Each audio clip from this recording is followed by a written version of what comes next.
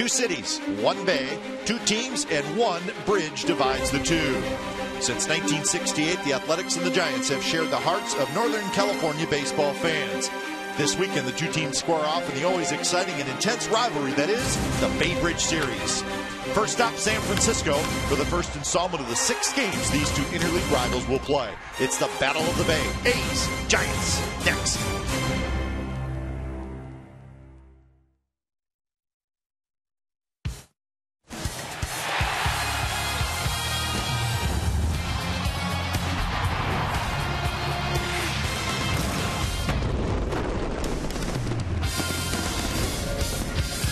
We're at AT Park in San Francisco, a beautiful Friday night for baseball, and Jesse Chavez set to take the baseball in the first of this 3-game series. It's interleague baseball, and the Bay Area teams are going to square off. It's the A's and the Giants. Game 1 coming up on Comcast Sportsnet California.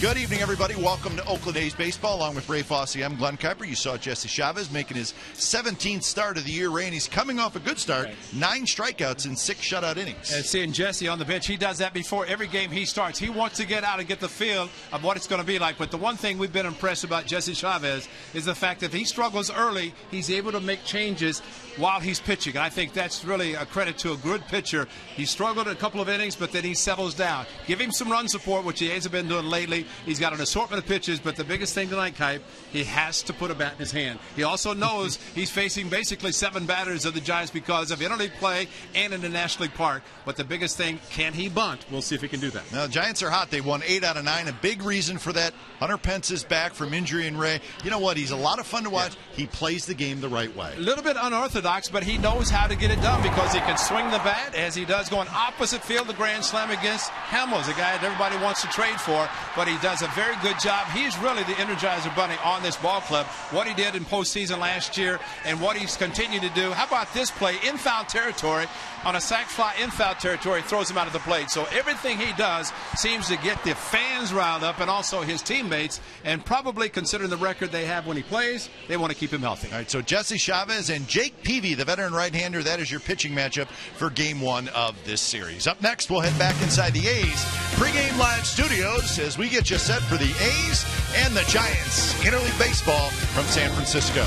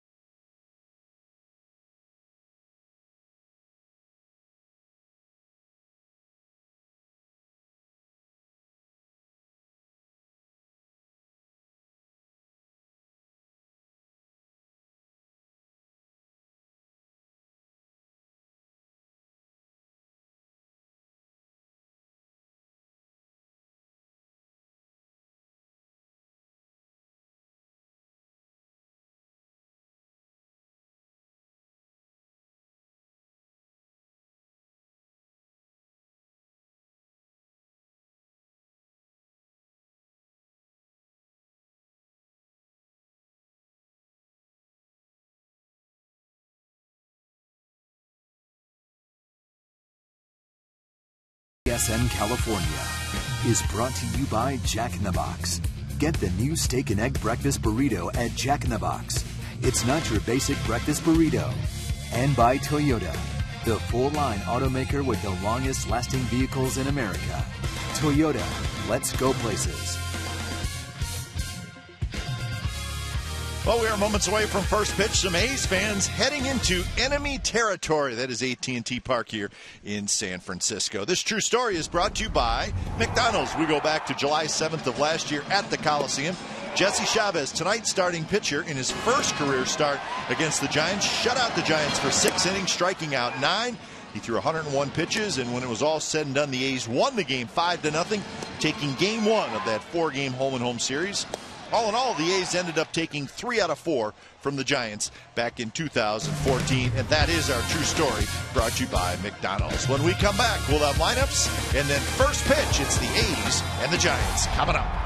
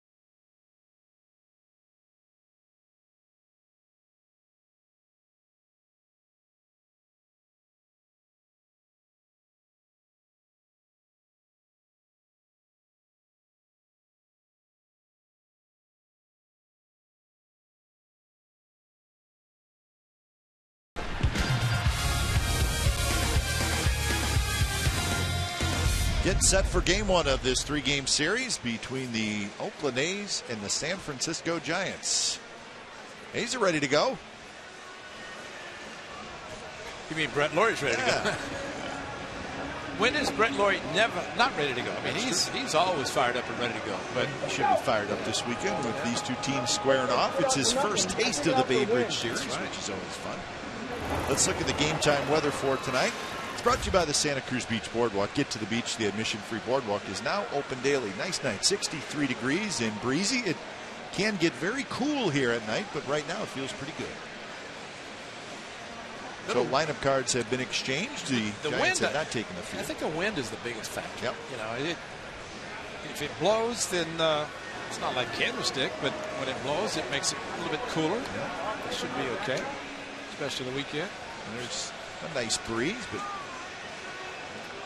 see if it comes into play at all tonight. So Jake Peavy is the starting pitcher tonight for the Giants. Giants wearing the orange tops as they do on Friday nights here at AT Park, so he leads his team onto the field. So we're set for baseball. Let's look at the lineup tonight for your Oakland Athletics. It starts with Billy Burns in center. Stephen Vogt will catch. Ben Zobrist at second. Billy Butler is going to play first base. Josh Reddick is in right. Brett Laurie at third. Eric Sogard at shortstop tonight. Sam Folden left. And Justin Chavez is your pitcher. And some veterans pitching for the Giants, starting tonight with Jake Peavy on the mound for San Francisco. And for Peavy, Cy Young Award winner many years ago. But he's a good pitcher, and he's had some back issues. He's not thrown or pitched that many games this year, just making his 6th start of the season. But he knows how to pitch with an assortment. Got a good cut fastball, a lively 2 and 4 seam fastball, and also a slider and changeup. The A's know all about Jake Peavy, and a few guys have faced him. But he will start this series, and so will Billy Burns. Defense for the Giants has Blanco in left, Pagan in center, Hunter Pence in right, Duffy, Crawford, Panic, and Belt around the infield. Buster Posey is the catcher. Bruce Bochy, really one of the better managers in all of baseball. He's got a resume to show it. And he has his Giants in contention again this year as they're trailing the Dodgers in the division. And they're right in the hunt for the 2 wild card spots in the National League. His 9th season here in San Francisco. So Peavy wraps up his warm-up tosses. Posey throws it down. Billy Burns heads to the batter's box. And we are set for baseball. A's coming off the series against the Blue Jays where they lost 2 out of 3. Giants had an off day yesterday at home, which is always nice. I think Bruce Bochy in a category, very good manager. He could probably do a Walter Austin, 22 one-year contracts. You know, just it's up to him. Exactly. You know, going to come back. Duffy, come in a little bit closer. You can shake hands with Billy Burns. Keep moving in closer and closer. Umpires tonight. DJ Rayburn is calling balls and strikes. Your crew chief is Joe West, who is down at first base. Billy Burns leading things off, and Burns broken bat, ground ball toward first. Belt scoops it, steps on the bag, and there's some splinters down the first base line, and that's out number 1. Cut fastball against a left-handed hitter is a pretty good pitch, and ball runs in. You think it's a 4-seam, you think it's a good pitch to hit, and all of a sudden the cutter's there, and next thing you know, you're shattering your bat, as Billy Burns did. So 1 away. Here's Stephen Vogt. So Vogt steps in, 282, 14 home runs, 58 RBIs.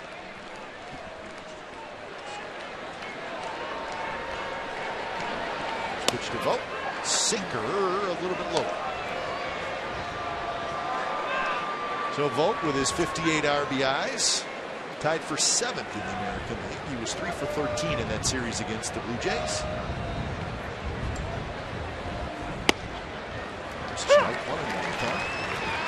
Some parks, and this is a big park, especially the Triples Alley in right center, 421 to the base of the wall, way out there. But there's some parks you look at and just say, how do you ever get hit somewhere? I mean, it's just such a big park. Sometimes the wall can carry, sometimes not. Toward Pagan, he backs up a couple steps. Yeah, big park, and then the weather is not conducive to hitting. It's cooler and it's windy, but not an easy park to hit it. See, down the lines, it's okay, and right field is very short, but it jets back quickly, and the wall is 24 feet high. But that right field alley, 421. You hit one out there, as they like to say, you're a big boy. Yeah. Or if you just hit one towards that area, you can maybe get an inside the park home run. That's right. There should have been some odds in Vegas about Billy Burns. That's right. Getting an inside the park. He's the kind of guy that could do it. If he could, the outfield plays shallow. Yeah. If he could hit it hard enough to get through the grass to get that part, right. Yeah, it would have to have some top spin on it and keep rolling. 0-1 to Ben Zobrist. 254 for Zobrist. 5 home runs, 32 RBIs. Playing second base tonight. I don't know that it's a good idea to put a close-up camera shot to Jake Peavy whenever he makes a bad pitch or something, because he does not hold back anything. I asked Darren Bush, the A's hitting coach, I said, when he does all those things, he's usually screaming and yelling at himself. I said, can it affect a hitter? He said, it shouldn't, but it can. Because you see him, and he really is very hard on himself. I mean, it's almost like if he doesn't pitch a perfect game, throw 110 strikes, that something's wrong. But I mean, he gets fired up. Kind of fun to watch. 1-2 to Zobrist. Just missed outside. 2-2. He's been around so long, I think at least you know that he is yelling at himself. Exactly. He's been around 13 years and a very good career record of 140 and 115. And as Ray mentioned, the Cy Young back in 2007 with the Padres. A slider in on the hands, and Zobrist swings and misses. 3-up, 3-down inning for Jake Peavy. And Jesse Chavez set to go to work against the Giants.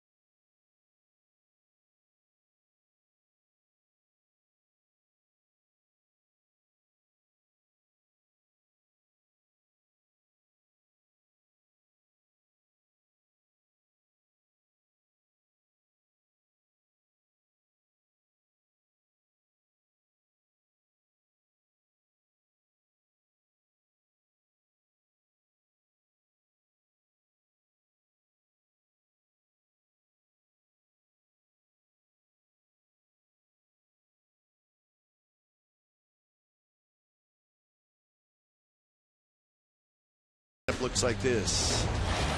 Pagan, Panic, Duffy, Posey, Pence, Belt, Crawford, Blanco, and then the pitcher, Jake Peavy.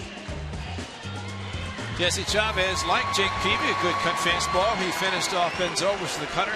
Jesse also has that pitch. Coming off a game as he makes his 17th start. Coming off a game against the Twins in which he left after 6 innings with 11 runs of support. It's like a whole year for Jesse. Yeah, he didn't know what to do with himself. No. Very good pitcher, and he's been able to swing the bat just a little bit in the batting cage. Trying to see if he can bunt. Because we'll see. So Pagan steps in. He's a switch hitter. The first pitch is just a bit outside. 267, no homers, 24 RBIs for Pagan.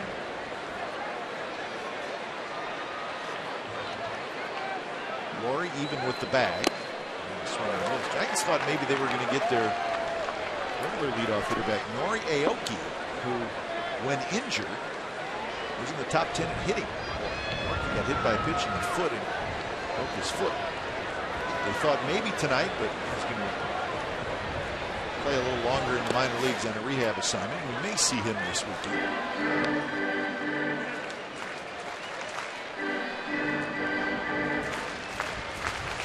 So 2-1 the count.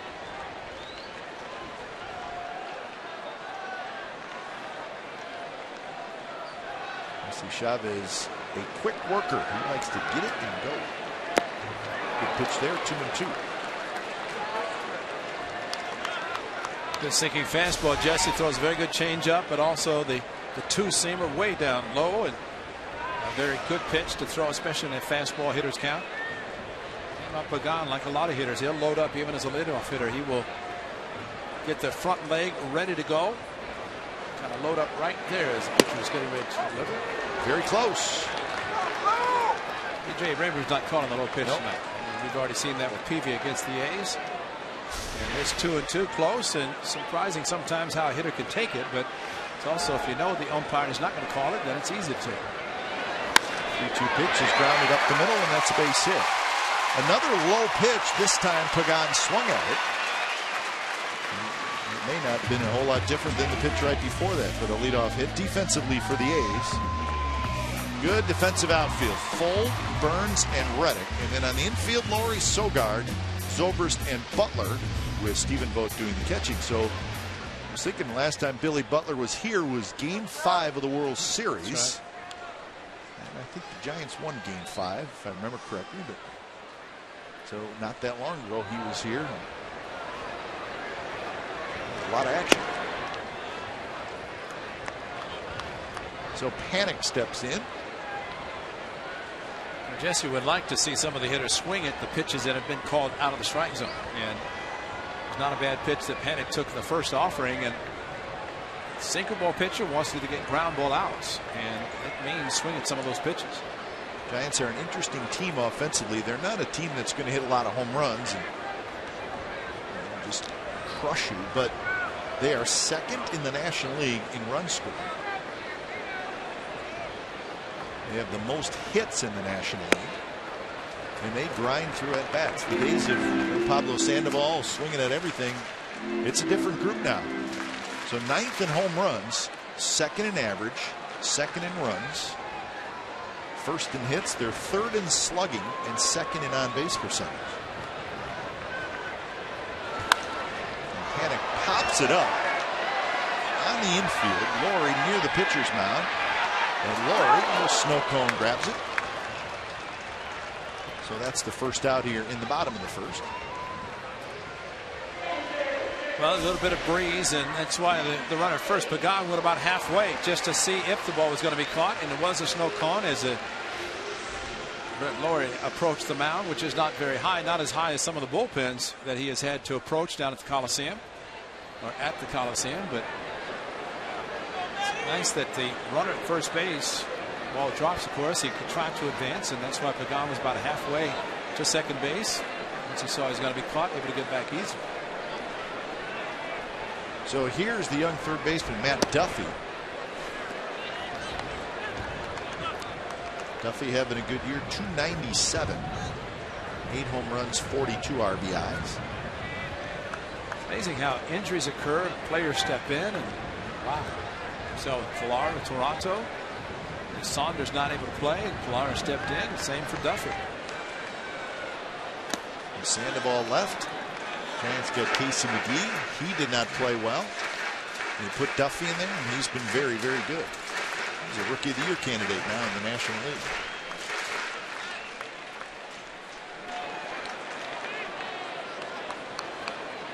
He's second among National League rookies in batting average and RBIs.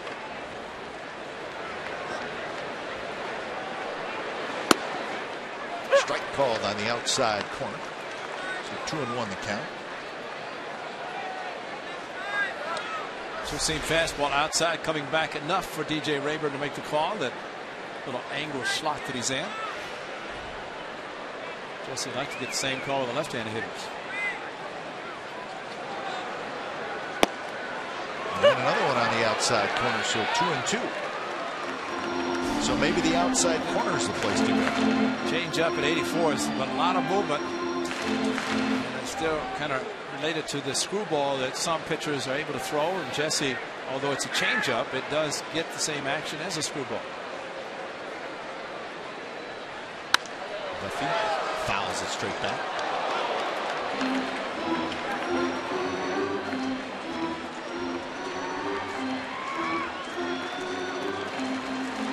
Of our show, we mentioned Jesse Chavez start last year against the Giants, his only career start against them.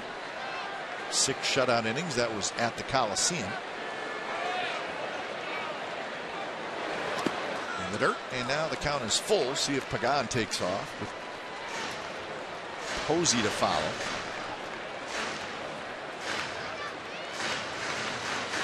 So 2 walks, 9 strikeouts. And he's won that game 5-0. It was July 7th of last year. 3-2. Pagan had a little lean going. That start was following a start against Miami that just went 5 innings, gave up 4 runs, but bounced back against San Francisco. Right now, trying to either get a strikeout, throw him out, or ground ball for a double play. Pagan goes, and the ball's rolled foul. See, a lot of managers with a sinker ball pitcher, they will put the runners in motion, because if they do hit the ball, it's usually on the ground. And that went for Bruce Bochy. He kind of hoped it would stay fair because it was a slow hit ball. They were not going to double up anybody, and maybe Duffy would have gotten a base hit.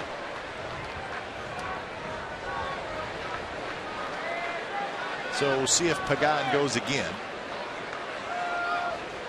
He runs, and Duffy with a little flare to center field. Burns coming in. He's not going to get it. Pagan read it all the way, and he's going to go to third. So a pretty good base running by Pagan. He never stopped, or he was just going to go no matter what happened, and he ends up at third. Well, got it on the hands of Duffy, and inside out, and he's not going to get a ground ball with that pitch. It was Zobrist going over to cover. In the event, there was a strike him out, throw him out. But Pagan, that is, he knew where the center fielder Burns was playing, and he also knows that he plays that same position and can try to think about knowing how deep the outfielders playing. And Pagan was telling Duffy to get a lead, a big lead, and maybe try to avoid a double play to end the inning. He needs to play back 4-2. So Posey steps in. First pitch, a bit inside. Posey is a hot hitter. He's got 16 hits in his last 34 at-bats.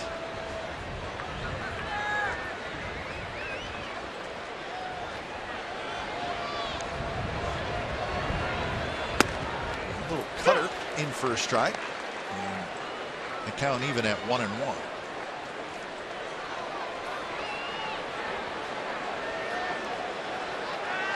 Posey fourth in the league in RBIs.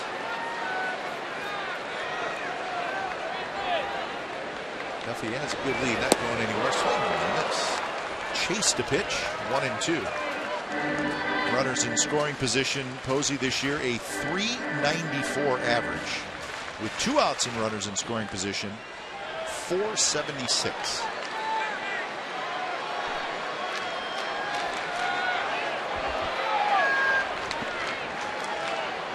One and 2. Straight back, fastball out over the plate. Good swing by Posey. Posey, a very good opposite field hitter, starting in his rookie season, where kind of has the bat laid down horizontal to the ground, then straightens it up. But pitches away. He goes opposite field. Billy Burns shading him slightly in the right center. And he's ideally like to get a ground ball and get a double play to get out of the inning. 1-2 pitch outside. Notice something on that replay. With 2 strikes, Posey's leg kick is almost non-existent. He's got a pretty good sized leg kick, but with 2 strikes, he almost eliminates it. Good hitters will protect with 2 strikes, and that's the way to do it instead of swinging hard. 2-2 is tapped just fine. Jesse Chavez, 1 batter in the first 4. He's been behind in the count. That was panic, and they popped him up with a fastball inside. See, he's usually got a much bigger leg lift. Just a short stride, and if you hit the opposite field as well as he does, take the shorter stride, and in this case, just try to hit the ball that direction. He did roll over on the off-speed pitch. Pence is the on-deck hitter.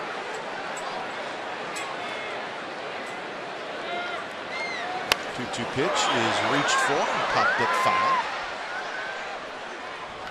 So 24 pitches in the first inning here for Jesse Chavez, and 1 out.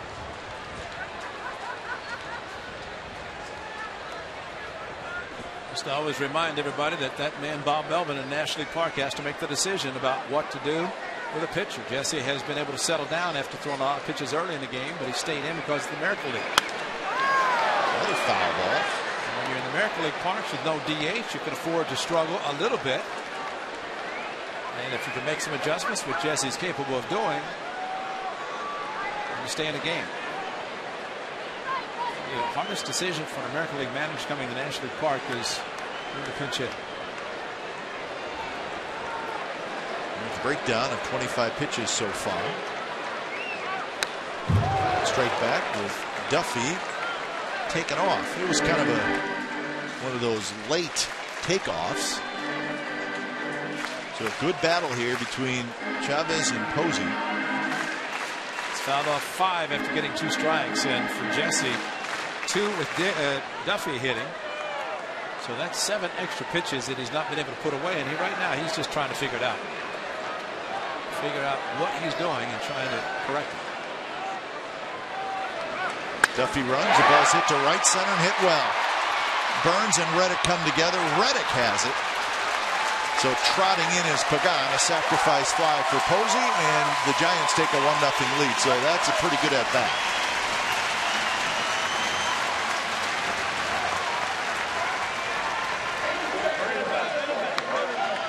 Well, the short stride helped him stay on the pitches. He fouled off 5. The 10th pitch, he finally was able to go to the opposite field, maybe pitch even out of the strike zone with Duffy on the move.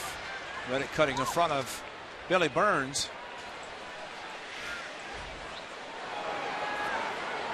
Posey gets his 67th RBI.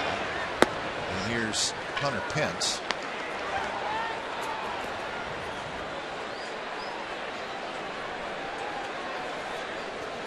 For Pence, this is his 30th game.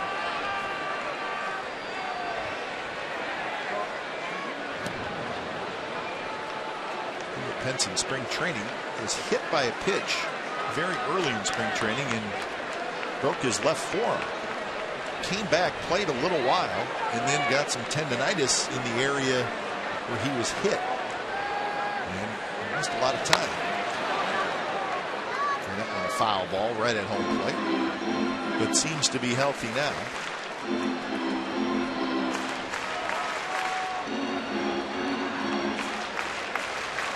Jesse can get out of this inning giving up just 1 run. It's quite an accomplishment for him, and then try to figure out everything that he's doing because the number of pitches at now number 30 coming up.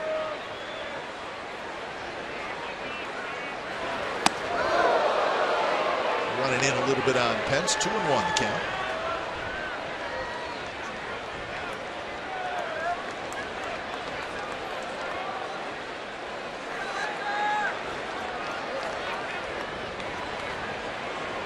Outfield.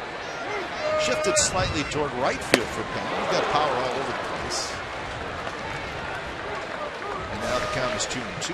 That's a good low fastball. 2-seamer. Middle of the cut action on it going away, but a good location against a good hitter. Duffy runs and the ball's lined toward the gap.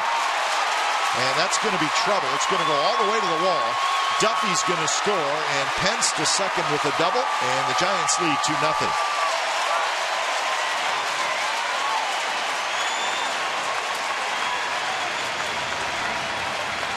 Well, hanging slider, and with the runner on the move, he was going to score anyway, but the slider stayed right in the middle of the plate, and the always aggressive Hunter Pence hit it to left center, and the fact that it was off speed enabled him to go really against the defense as Billy Burns playing him right center. Ball hit to left center. And of course, Duffy with his speed able to score easily, but Jesse Chavez just is really not that sharp to start this game. Like Stephen Vogt trying to call and have him throw pretty much everything until he can figure it out. So a couple of singles, a sac fly, and a double. 2-out RBI hit, 186 runs with 2 outs this year for the Giants. That's the most in the majors. So they're still talking. That's good.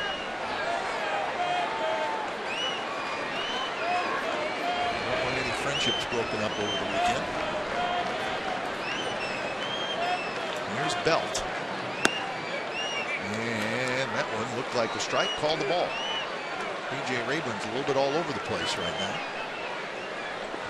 Seem to be the lefties. The righties, you will call the outside pitch that's close, but I don't know what it is about the left-handers. Sogard playing right behind second base. Belt to Zobrist, who's out on the grass. Side retired. Couple of runs for the Giants on a couple of hits and a sacrifice fly. So 1 inning in the books at AT&T. 2-0 Giants.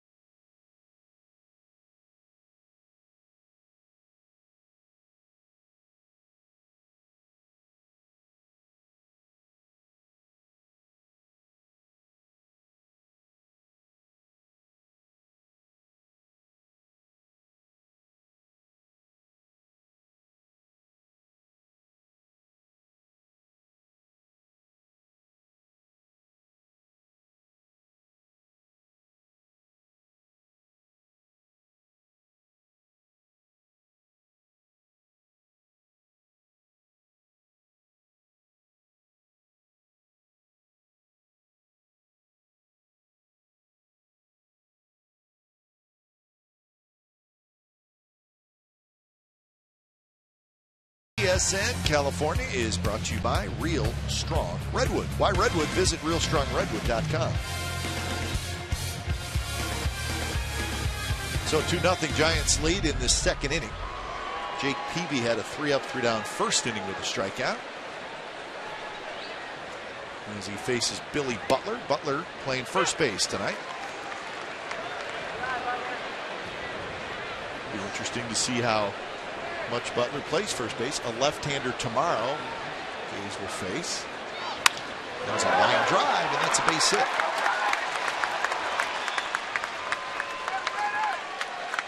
So first hit for the Athletics, and it's time now for the Ford right choice. Yesterday, Scott Kazmir traded to the Houston Astros for a couple of prospects, a catcher, Jacob Nottingham, and a right-handed pitcher, Daniel Migden.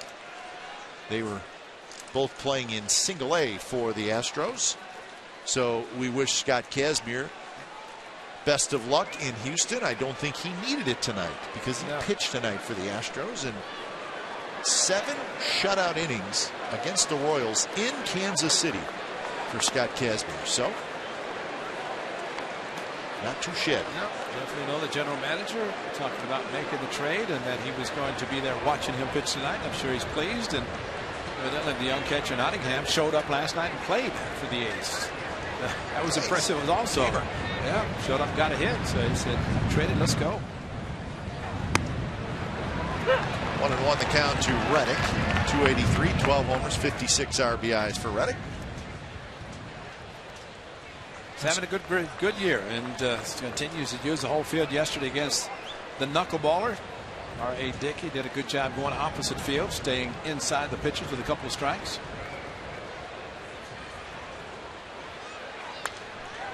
Fouled straight back. Well, Scott Kazmir will be a free agent after this season, of course. So he'll be on the open market, but you wonder if Houston, it's got to be attractive to him. That's where he lives. He's going to command a pretty good contract, though. And it's he got a 2-year deal with the A's, but the way he is pitching, as he did last year, and will continue, depending on what he does in postseason, if they make it, he could command a pretty lengthy and a very good contract. 2-pitch.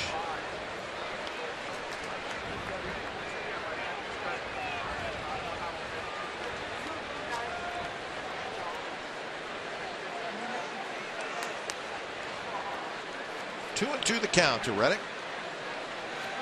See Belt right below or right behind Butler. And he backs off a little bit. Sinker low, and it's 3-2. Might as well start it. Put a little pressure, a little bit extra interest for Josh Reddick. Brett Laurie waits the on deck circle, but there's the man looking for some foul balls. I don't know if he's going to locate himself in this park. He's looking for a spot. 3-2 pitch is hit high in the air, fouled on the left field line. Yeah, maybe a little bit more of a challenge for the foul ball guy. See, he's got that fast walk, like he's looking for a spot, and there's just a few too many people there. Maybe he's going to the right field over the out-of-town scoreboard. Got his glove ready to catch anything. 3-2. Reddick fouls it back again. So the move made by the A's today. Angel Castro is brought back up, and Arnold Leon, who pitched yesterday through 34 pitches, he is sent back down. So Castro up, Leon down. Chris Bassett is going to start tomorrow for the Athletics. Showed up tonight, which they're allowed to do, work out, and then be activated tomorrow. Another 3-2 pitch and another foul ball. This one down the left field line a little bit, second level.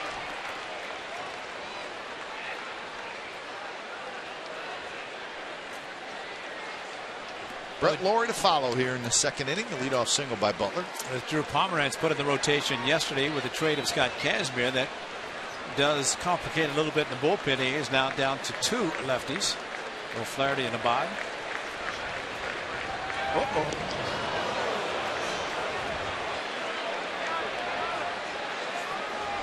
pretty sure Bully Butler's not going anywhere. Well, and best thing that Peavy did was throw because he had to, and maybe, you know, he's been playing behind him the whole at bat. I don't know why all of a sudden he thought he might be holding him on. Another 3-2 to Reddick. Here it is. And it's foul back again. Good battle here. Making Peavy work. Pitch number 10 coming up.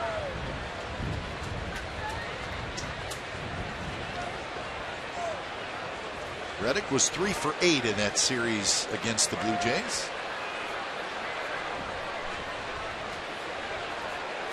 Outfield straight away and deep for Reddick. Another throw to first. I have no idea what Peavy's doing and why he would be doing that. Well, he better make sure.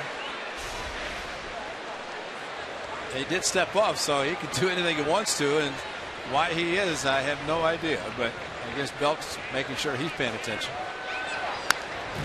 Again to the screen, and the count remains 3-2, and we get a 10-pitch at bat.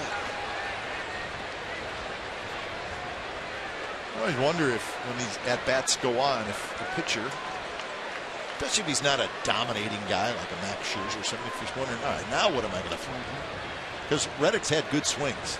And then he's thrown a strike. That's the main thing. And Reddick has swung at strikes. The 5 that he's fouled off after getting 2 strikes. 3-2 is lined to right, and that's a hit. So heck of an at bat for Reddick. He was out ahead of that one a little bit, but kept his hands back. I would love to have seen Billy Butler running on every pitch. That means it had 5 sprints to second, but he was not running on any of them. And this pitch running away from him, another strike thrown by Jake Peavy, but this one hit into right field. So the thing with Billy Butler, I just hope it's not station to station, which so far he could not advance to third base. He was not on the move with a base hit by Reddick. Pence playing very deep in right field. So Laurie steps in. 2 on, nobody out.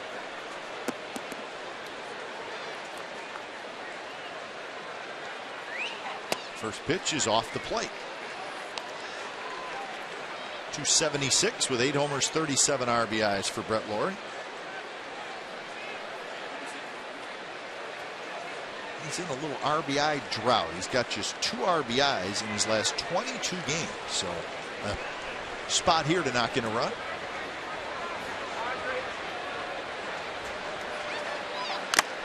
And that one got a pretty good piece of the catcher, Posey.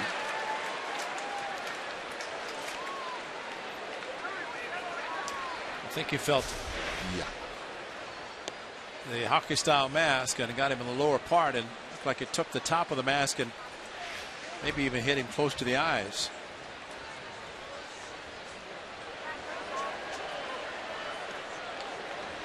So you want to be a catcher.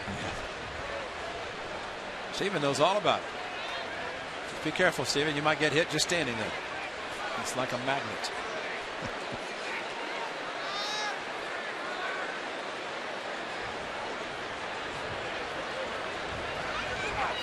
Broken bat, slowly hit. Duffy goes to second for 1, and that's the only out they'll get as the piece of the bat, looked like a piece of the bat sailed into the stands past the Giants dugout. So let's hope everybody's okay down there. Boy, he did get inside again and completely broke the bat. Softly hit to third base, so they were only going to get the 1 out, and that's why Duffy went to second base. So there is first and third, and let's hope everybody is okay. And looks like everybody's okay.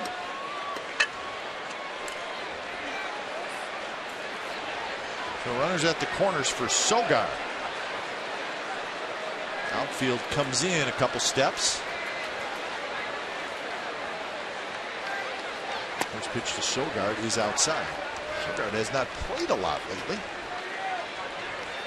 He has not played since Sunday, and that was just a pinch hit appearance. Yeah, he's always been playing a lot of second base and doing cannon fold tonight in left field. I think Sogard's last start was a week ago tonight, and tonight he's at shortstop.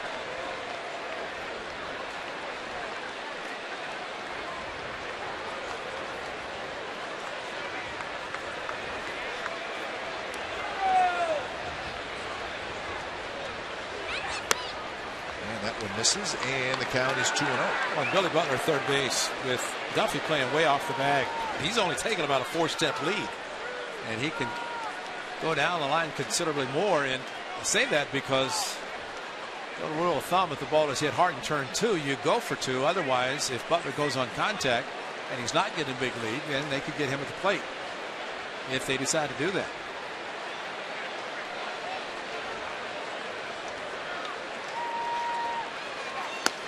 And that one on the outside corner for a strike. So now the count 2-1.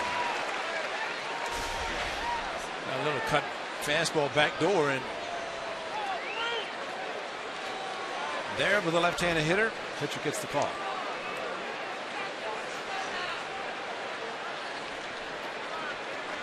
So Butler at third, Laurie at first.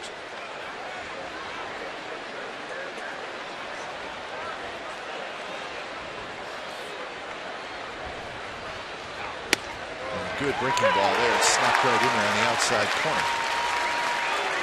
So now it's 2-2. Peavy took a lot of time before he threw this pitch, and you can understand why. If he's throwing a breaking ball, which is a slower pitch, and Laurie, the possible based in and threat at first base, is almost like he wanted to freeze him since he was going to throw the off-speed pitch. Pitchers will think about that depending on the pitch they're going to throw. Laurie, decent lead at first. He's got 4 stolen bases. Not running. And Sogard hits it to Belt. Belt's going to go to second for 1. Back to first. Double play. 3-6-3 double play. The A's turn it, and they keep the A's off the board. Bottom of the second coming up. 2-0 Giants.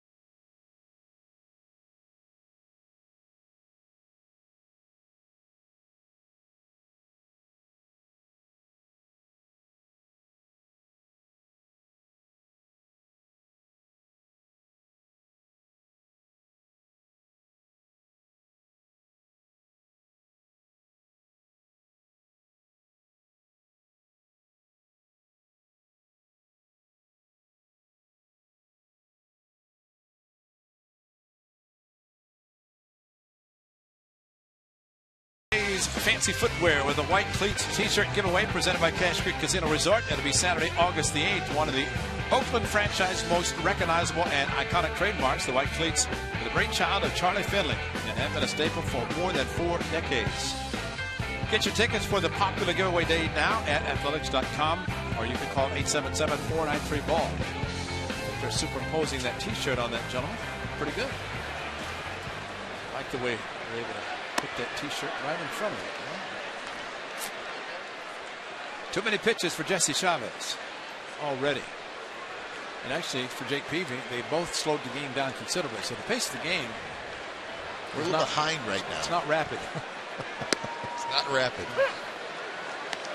1-1 the count to Brandon Crawford. Crawford, Blanco, and then the pitcher Peavy here in the second inning.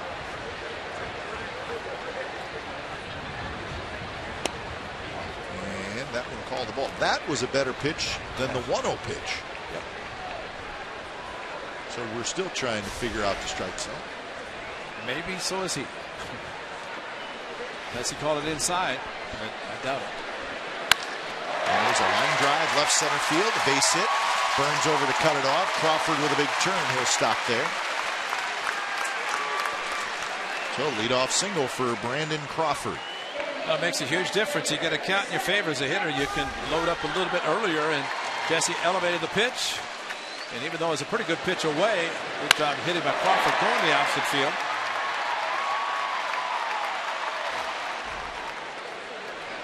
So 4 hits for the Giants. And there's Blanco. Blanco hitting in the 8th spot. 299 is his average. 3 homers, 18 RBIs. The Rangers and the Angels are playing tonight down in Anaheim. No score in the bottom of the 4th inning. Lewis and Tropiano are the starting pitchers there. It's the Angels with the 1-game lead in the AL West over the Astros. Astros did win that game behind Scott Kazmir 4-0 in Kansas City. So actually the Angels lead is now a half a game.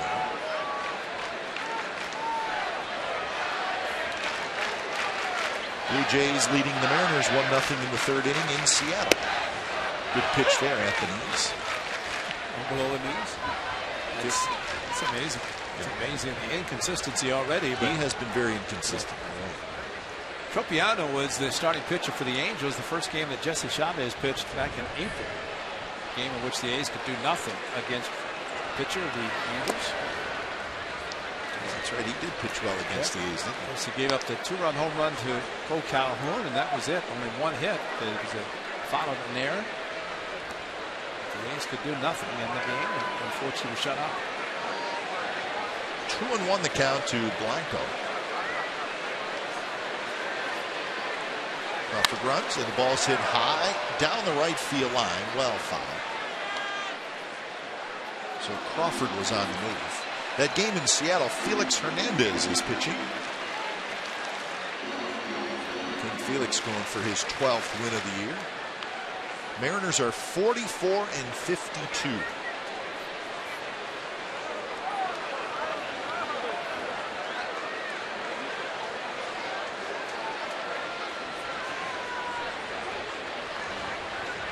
People in Seattle have to be wondering, are the Mariners going to do anything? Are they going to turn it around? But so far they have not. They're approaching 100 games played with just a couple of months to go.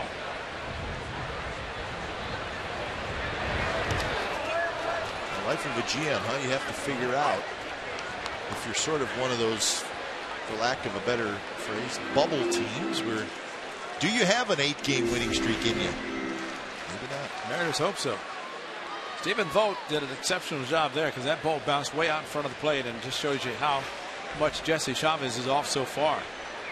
The ball is bouncing in the dirt, a lot of 3-2 counts.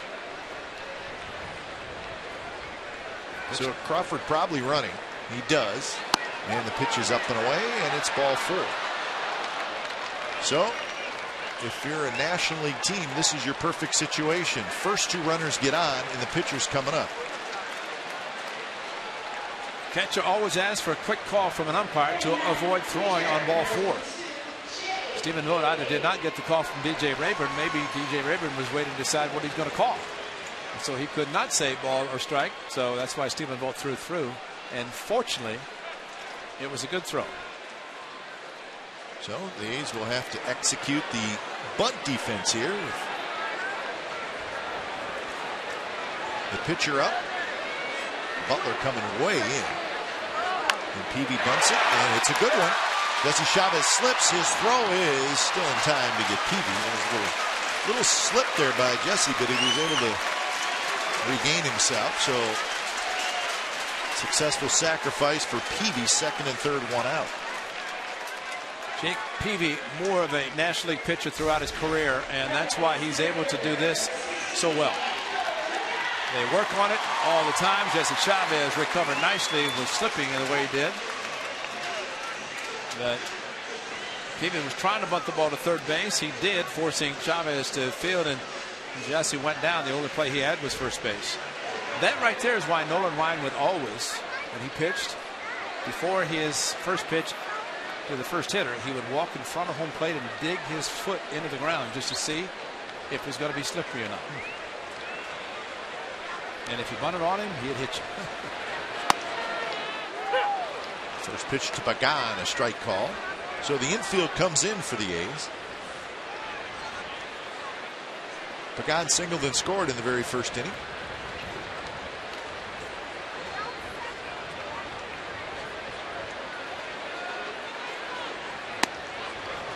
Just a bit high, 1-1. So a single, a walk, and a sacrifice bunt. And now 47 pitches already for Jesse Chavez. 34 in the first inning. 13 here in the second. And Pagan, a line drive, and that's a base hit. 1 run scores, they'll hold Blanco. So Angel Pagan, a line drive to left field, and it's 3-0 San Francisco.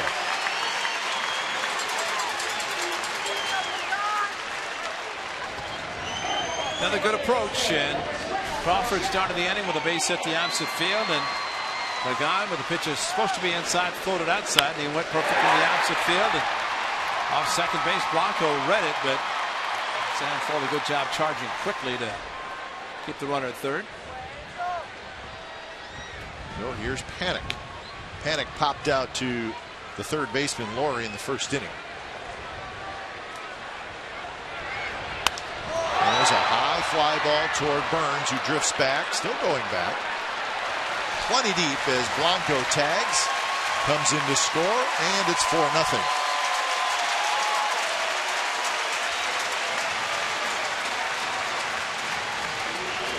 So Panic gets his 34th RBI.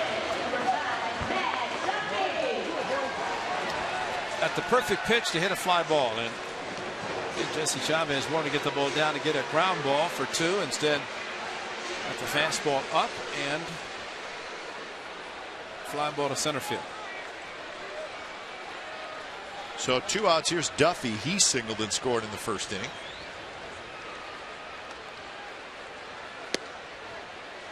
What we've seen here early, Ray, is why the Giants are a pretty good offensive team. They don't really try to overdo it. Hit the ball the other way.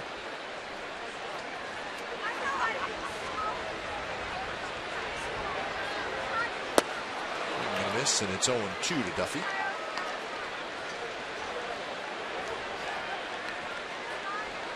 Giants have 2 hitters in double figures in home runs in this lineup tonight. Posey with 14 and Belt with 10.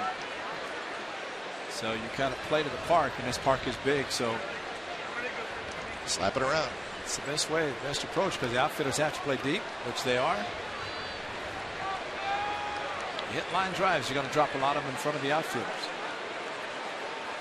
Stephen Vogt has spent a lot of time behind the plate already. Good pitch, outside corner, strike 3 call. So a couple more runs for the Giants. We've played 2, and it's 4-0 San Francisco.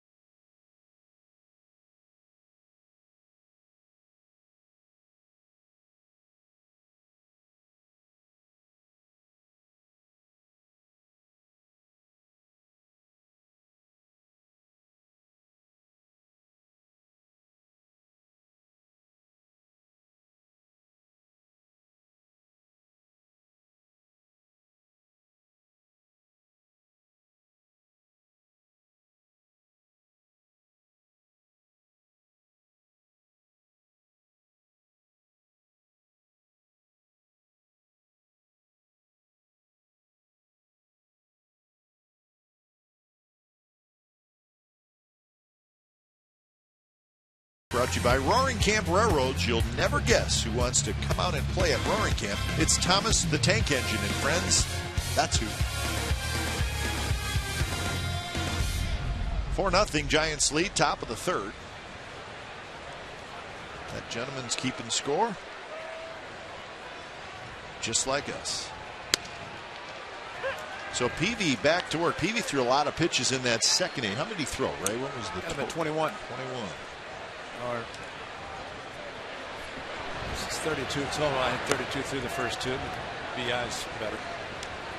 BI, our trusted stats man, who made a decision this weekend that he wanted to work with the telecast of the Oakland A's. And we appreciate that. He does the Giants as well when we're out of town, but he had a tough decision to make, and he made it, and we think he made the right. What do you think, BI? Did you? Not a bad. That's right. We get BI for the weekend. I'm happy about that. There was some negotiating going on. We had to give the Giants a bag of old baseballs. We got BI. That's all that matters. Some of those old beat up batting practice balls like you used to use in Cleveland. Right? They were a little soft. Yep. And that one missed somewhere. 3-2. Put them all in the eraser. Like Cy Biden could throw all the erasers in there and we'd get duds. What's this pitch, Ray? What do you think? I have no idea. I don't think DJ Rayburn does either. Full count. And Sanford hits one toward the line and left. Blanco a long run, and Blanco reached out right at the last minute and missed it. I think he had more room than he thought. He got to the wall and he just kind of slowed down and he did take a peek. Yeah, he looked at the last minute, and he's no Derek Jeter or Josh Donaldson. We know that. Catch the ball and dive into the seats and hope somebody is able to stop you and you land softly. Sam Folt hit 8 in San Diego and did a very good job hitting in front of Scott Kazmir, who got the base hit. There's a shot to right field. Pence is going to play it off the wall, and he plays it nicely. He'll get it back in, but Sam Folt, and be careful, Sam. Wow.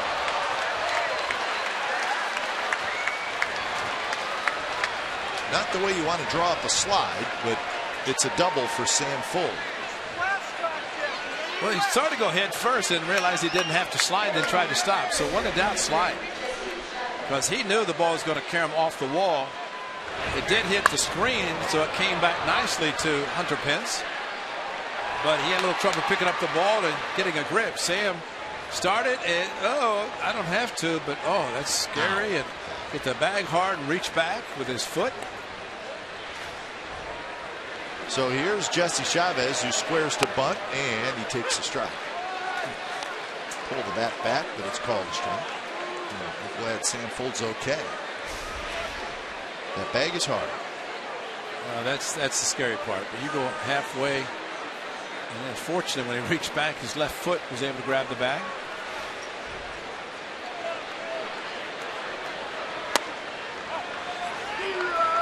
So 1-1 on the count. 0 for 8 with 8 strikeouts for Jesse Chavez in his career. He does have a sac bunt. It's tag play at third, which makes it a little bit more difficult defensively.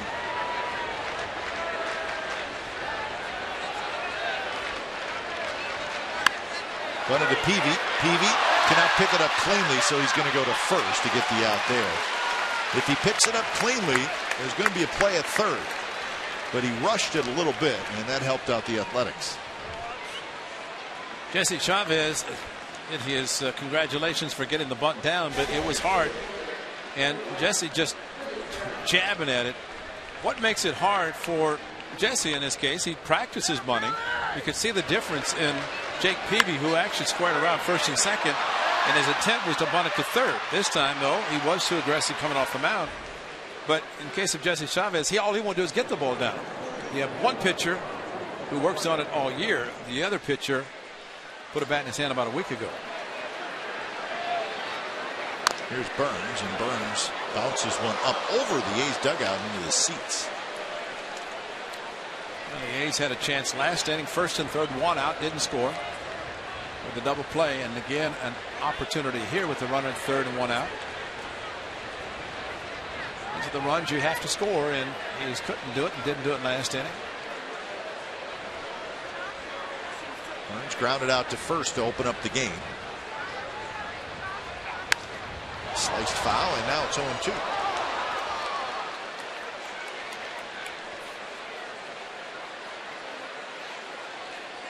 See the green and gold and the orange and black mingling this weekend.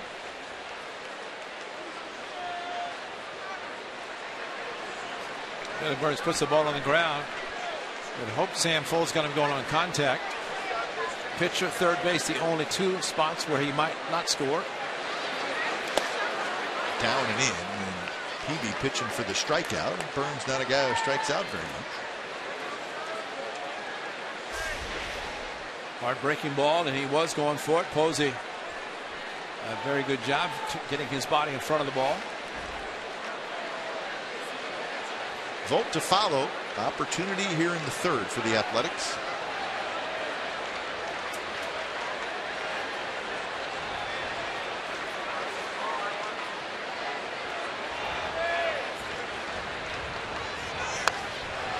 There's that slider down and in, and Burns got a piece of it, but did it come up and hit him? Yep. I think it did.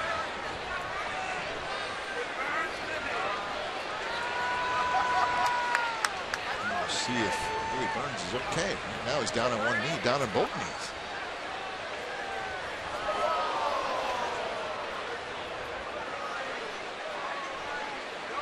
And he may need a little time here for obvious reasons.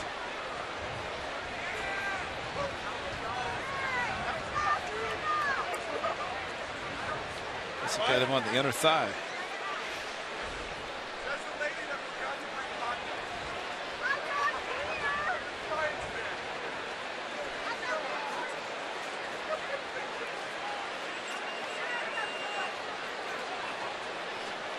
Well, when you see a hitter do what Billy Burns is doing, where he's down on two knees for a while, you know he's not doing all that great. And let's hope he's okay.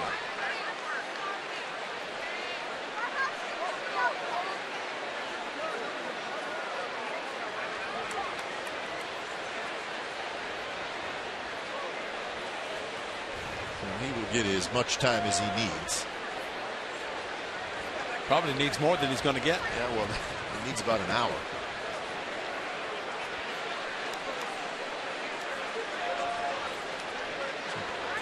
Grabbing a bat and getting back in there and hitting is not high on your priority list right now.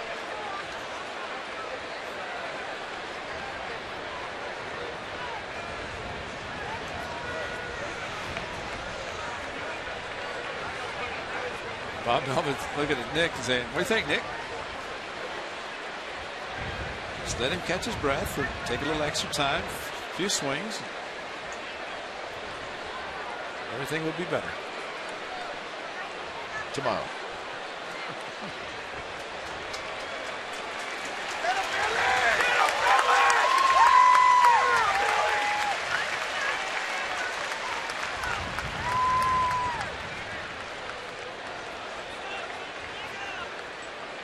So Billy Burns is well enough to climb back in the batter's box. Easy for us to say.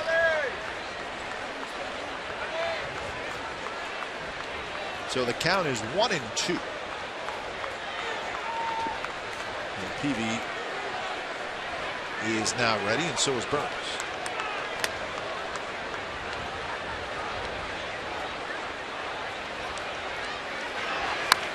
Pitch is grounded toward Belt. Belt will take it himself, and he beats Burns to the bag, but coming in to score is Full, so the A's get on the board. It's 4-1. So an RBI ground out for Billy Burns. They kept going down and in for that strikeout, but Burns able to put it in play. That is a great recovery by Billy Burns, and give him a cup of water. high five, slaps some color in his face. He'll be ready to go. That was a great at bat. Because the A's needed to get that run. And get a runner in third and take as much time as Billy needed to get back in the batter's box. First pitch to Vogt is a strike. Vogt hit a fly ball to center field in the first inning.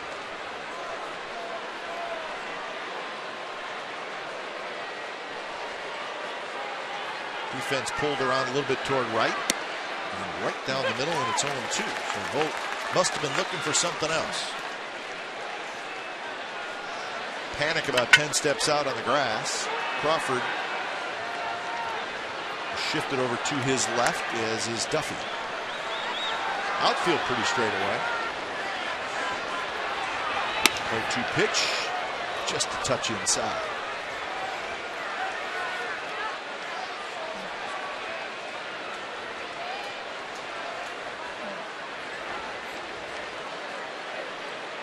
Pitch number 50 coming up for Peavy, so his pitch count fairly high. Out on the grass is Panic, side retired. So a run, Fold with the double, Burns with the RBI ground out. Bottom of the third coming up, Giants 4, A's 1.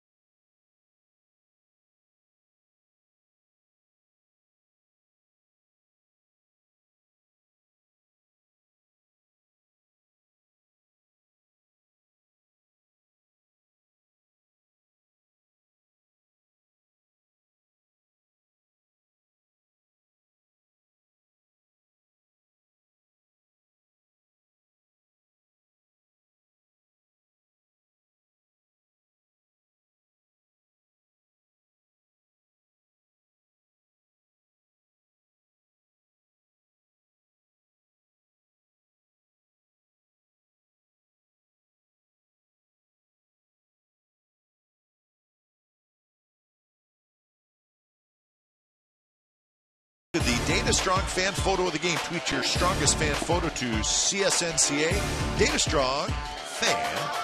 You just might see yourself in an upcoming broadcast. It's brought to you by T-Mobile.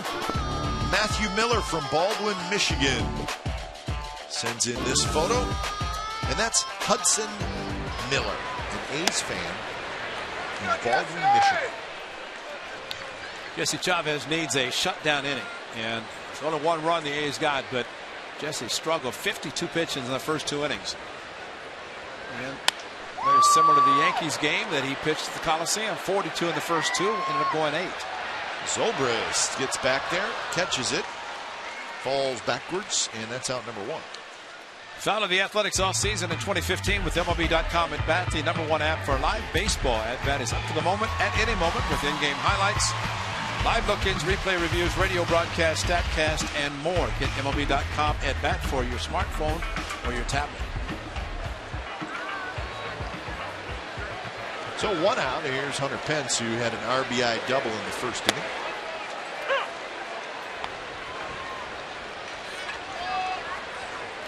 One thing Jesse Chavez talks about when he struggles early, as he has done in this game and the number of pitches. So what is the key for you? See the shutdown innings, 16 of 19 for Jesse. Very impressive, considering he doesn't get a lot of run support. But he said the key is to slow down, just to slow down everything and not try to rush. There's a line drive to center field and a base hit. On an 0-2 pitch, Hunter Pence has his second hit. It's back-to-back at bats, similar location with the slider. He's just looping it a little bit, getting under it right there and staying right in the middle of the plate. And that's why when a pitcher says he's trying to bounce a breaking ball, it's harder to do with a breaking pitch than it is with a fastball. You can bury the fastball in the dirt, but breaking ball, you get under it a little bit, floats in, and it's a pretty aggressive hitter in Hunter Pence to make a couple of 2-strike hanging sliders, and he didn't miss it. So 6 hits for the Giants. Here's Belt. Belt chases up and in and fouls it back.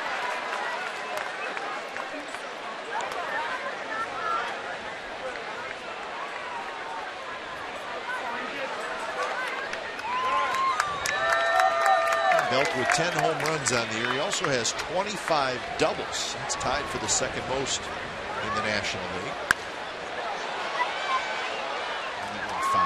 Streaky hitter, strikes out a lot. Did they ever completely get him comfortable in the outfield? Didn't they try it one time because of Posey playing some go first out base? there a little bit.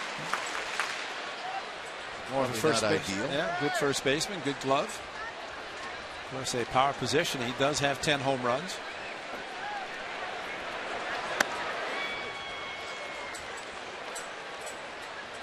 This ballpark would be tough on left-handed hitters who hit for power, and it probably hurts Belt a little bit as far as the home run totals go. More doubles, less home runs.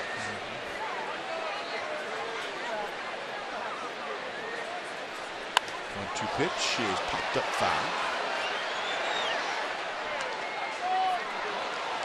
Crawford to follow here in the bottom of the third. Giants scored 2 in the first, 2 in the second. A's a run in the third.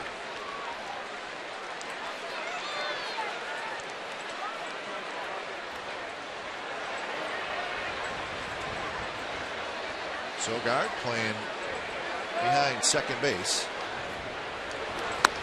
Fastball at 89 miles an hour away. 2-2. Rangers leading the Angels 3-1 in the 5th inning down in Anaheim.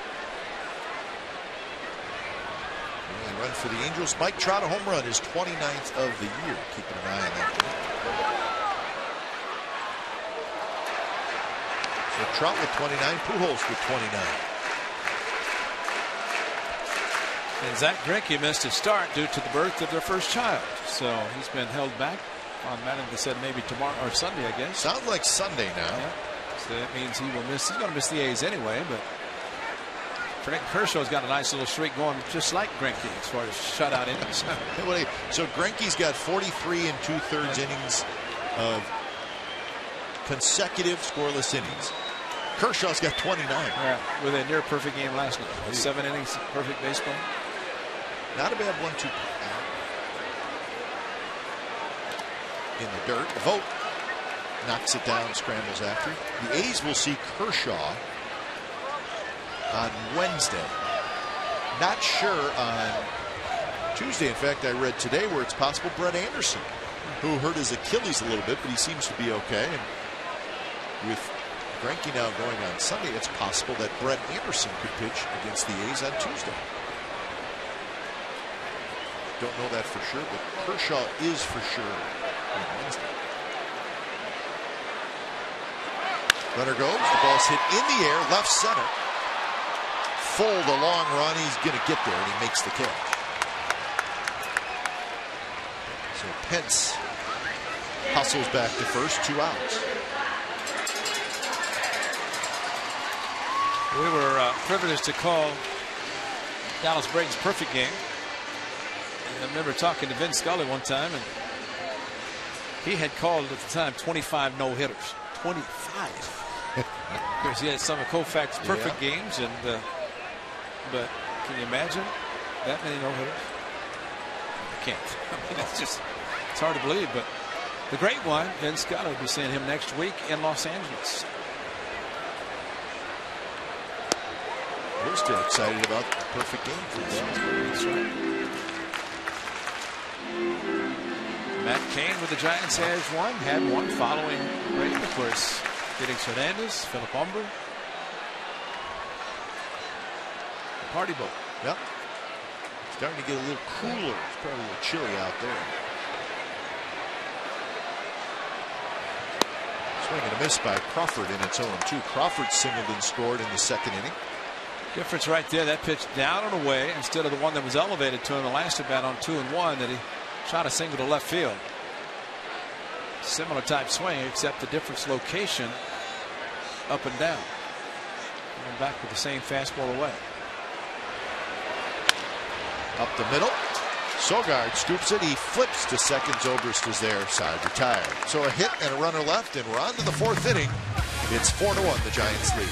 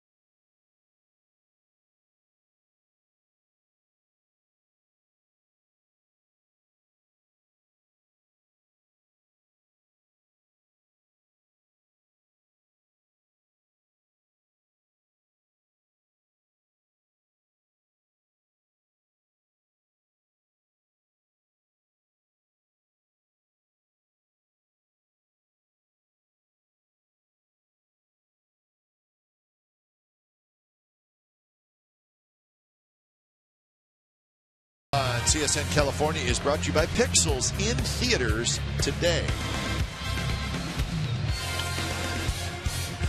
So 4-1, the Giants lead. It's the top of the fourth inning from San Francisco. Take that gentleman out in the above the right field wall. Got a good seat.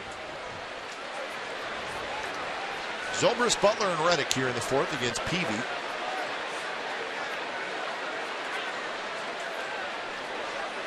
First pitch way outside. He's 44-53 on the year, so it is game number 98 for the Athletics. 23-24 on the road this year. Pretty good interleague success. They're 5-2.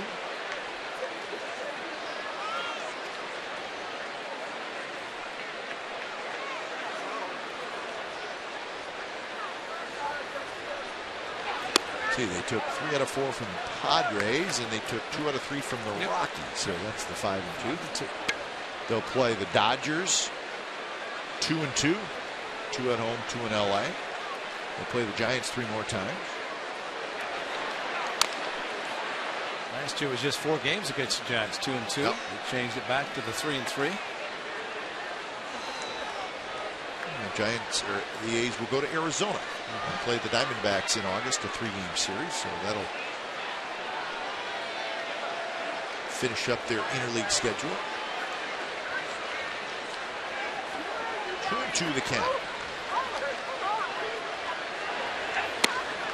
You mentioned it on the pregame hit that we do, Ray, where the A's final 3 home games this year will be against the Giants. That's September 26th, or make that 25th, 26th, and 27th. It's a weekend.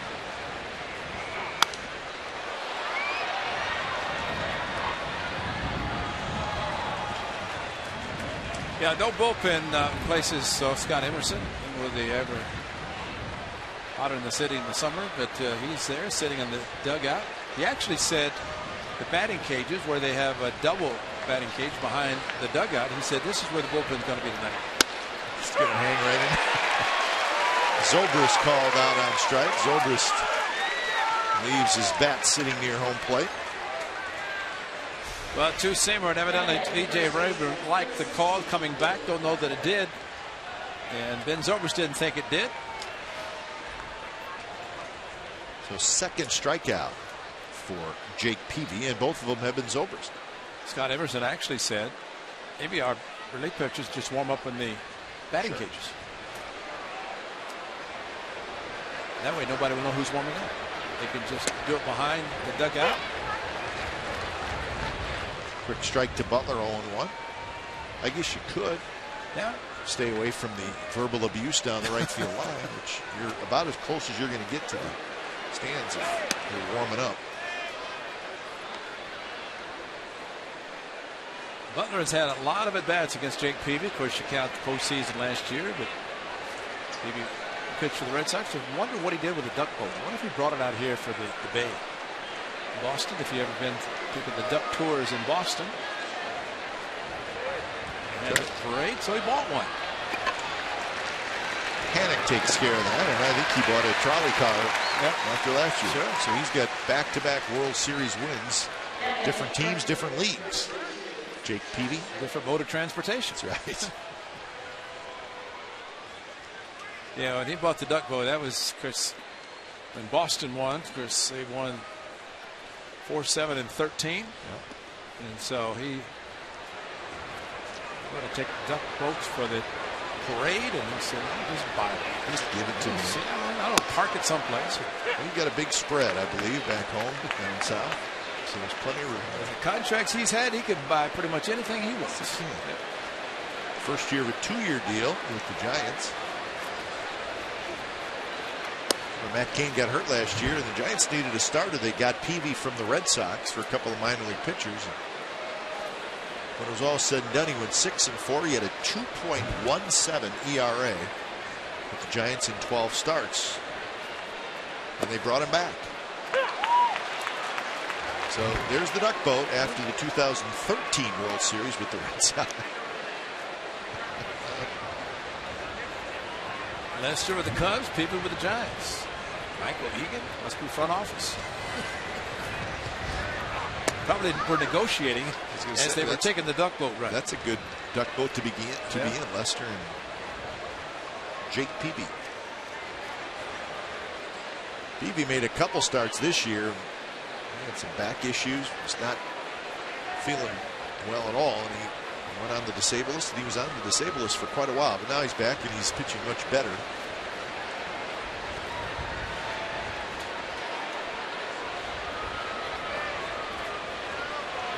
2 to Reddick, and it's popped up. Posey, Duffy, Posey, 3 outs. So that's a 3-up, 3-down inning for Jake Peavy. He's retired 6 in a row. Bottom of the 4th coming up. 4-1 Giants.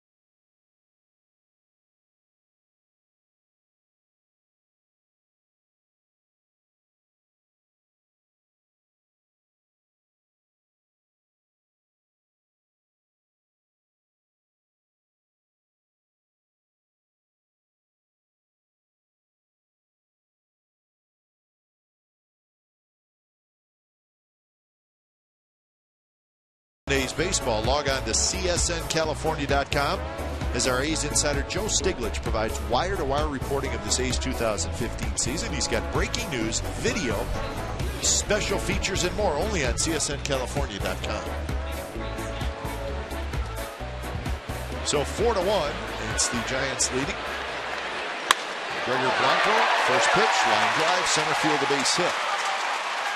It's picked up by Sam Fuld in center field, which is part of the story.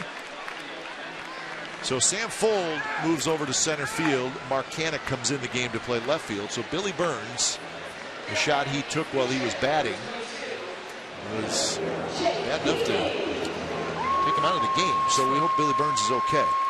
Maybe the color didn't come back in his face because he was very pale after taking a foul ball. Peavy to bunt, and he bunts it foul.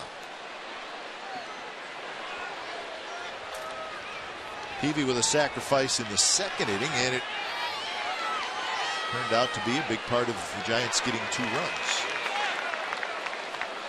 And the walk to Blanco, who singled to lead off this inning, was the big batter in that inning in which the Giants scored 2 more.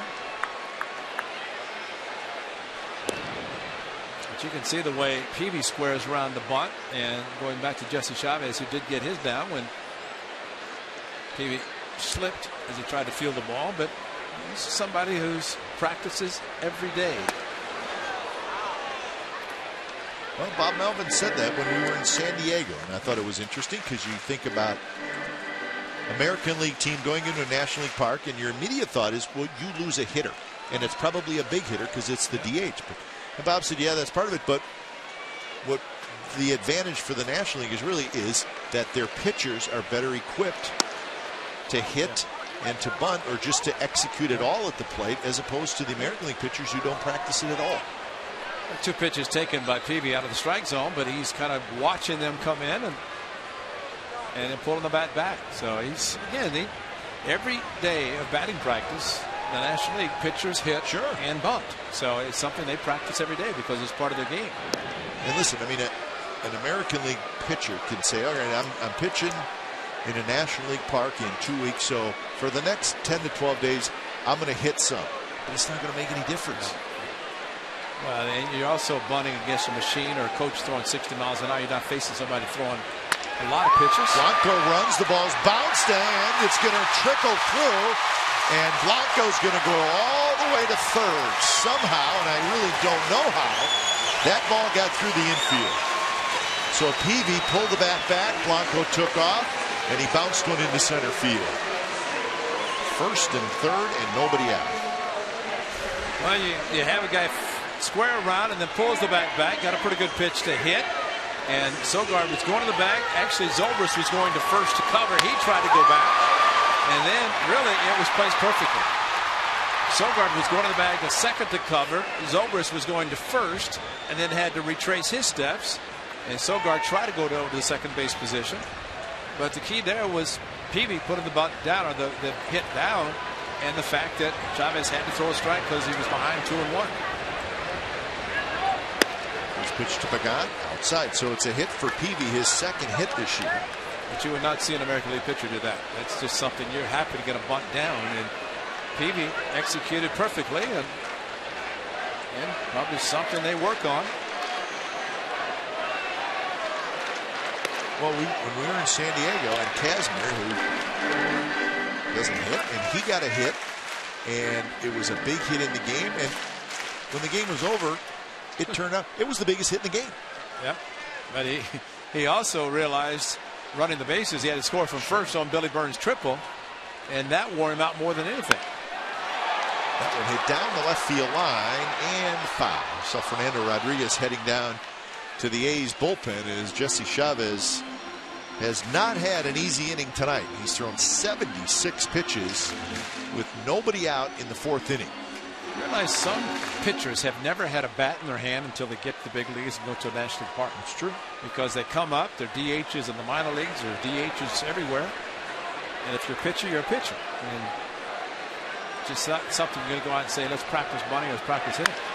Pagan lines one foul into the seat, so 1-2, make it 2-2.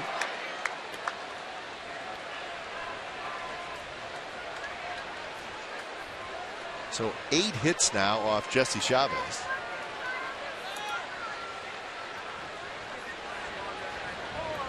Pagan's got 2 of them, 2 singles, a run scored, and an RBI out of the leadoff spot.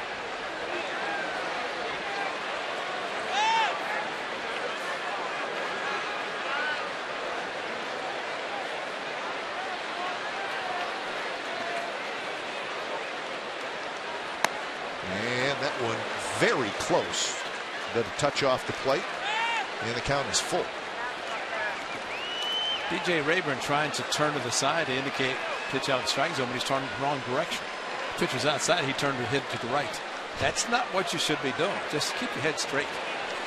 Some umpires would do it. And that one tapped foul at the first base line. Pagan just trying to protect. I'm not surprised Peavy not running on the 3-2, as most pitchers don't, to try to conserve their energy. Although Peavy trying to probably get rid of some energy. Key down, as they like to say.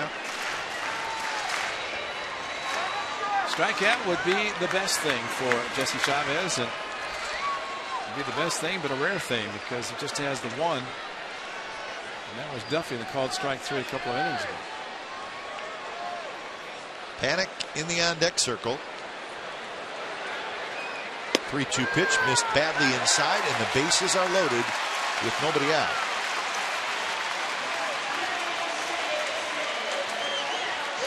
Yeah, I think Bob Millman's going to make a move. All right, started to. I guess it's Kurt Young's going to go out and visit. And he wanted to see if he's ready. Yeah. So he got the hand signal. And remember yesterday, Drew Pomeranz started, and they used 4 relievers. Yep. So a lot of bullpen activity yesterday, and Leon, one of those that took the hit because he was sent back with Castro coming up. so when it's time for Change Things Speedy Oil Change and Tune-Up, your oil change, tune-up, and smog experts.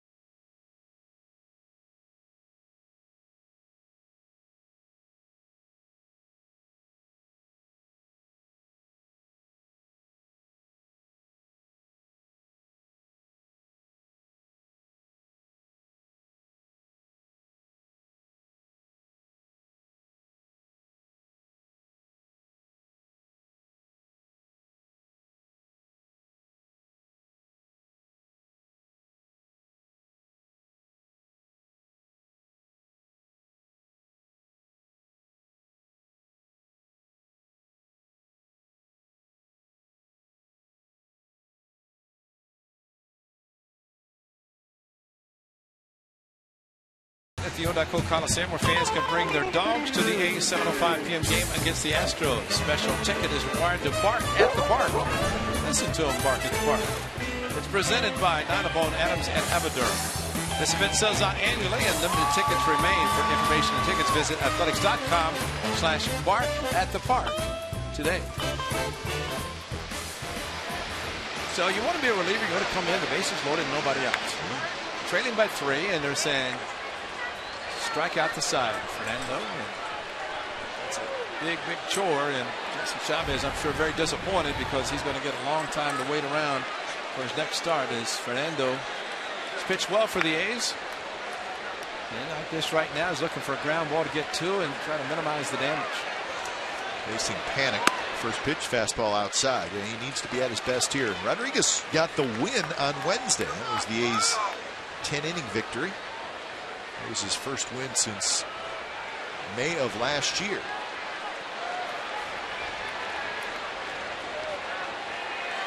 Panic chased what would have been ball 2. So the count 1-1. Blanco at third, Peavy at second, Pagan at first. So keep in mind you have the pitcher at second base. So 80 pitches tonight for Jesse Chavez. Fernando Rodriguez, that elevated fastball is a good one as Panic just swung through the pitch. And then took one right on the outside corner. Good pitch there, and it's 1-2. And Fernando can't strike out batters. He's got the quality pitches to do it. Curveball is good, of course, but the fastball, he can run it up in the mid-90s.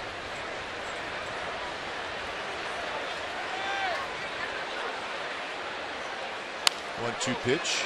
Curveball hit foul. Panic a pop out to third and a sacrifice fly.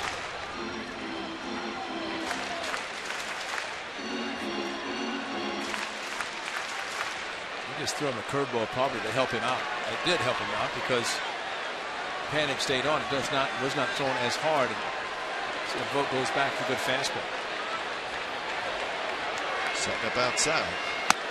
And that one off the plate. 2-2 to count. Panic an all-star in his first full year in the big leagues.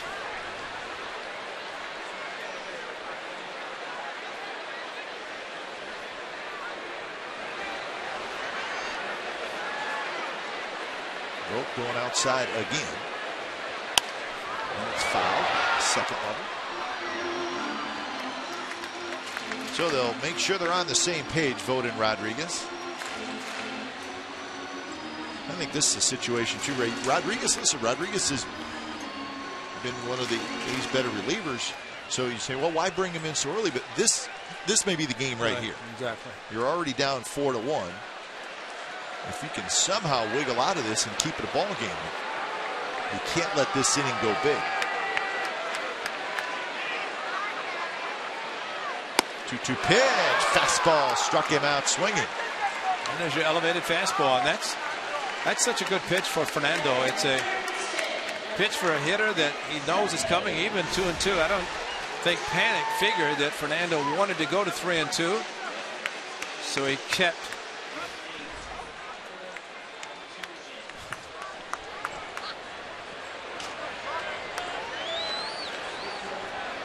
So grand slams this year in all of baseball. Giants lead with 6. A's are second with 5.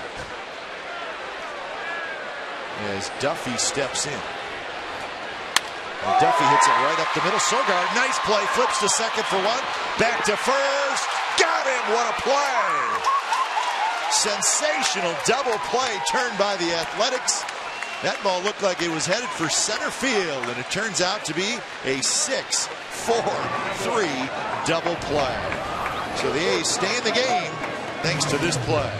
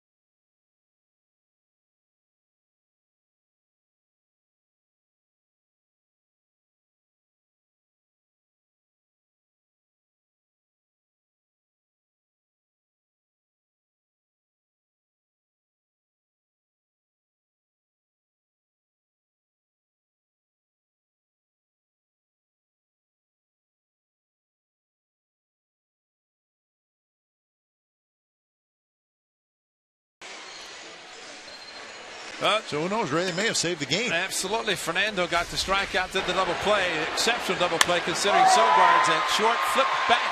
Perfect flip.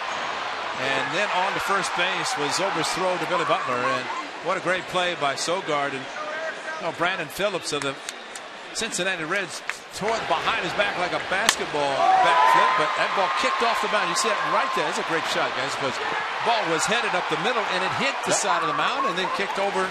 That maybe helped Sogard catch it, flip it to Zobrist and Fernando Rodriguez. So he gets to hit. Fourth batter, better get it back, get it ready to go. No, they're going to put in he was put in just to get out of the inning. Off the crack of the bat, I thought that was headed to center field, and then that little. Well, I just saw it on that center field shot on the replay that showed it taking that bounce towards Sogard.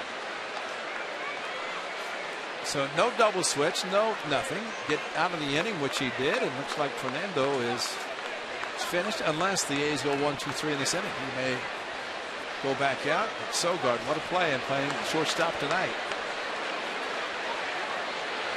2-0 pitch is hit foul. So 2-1 to Laurie. Angel Castro just called up, starts to warm up.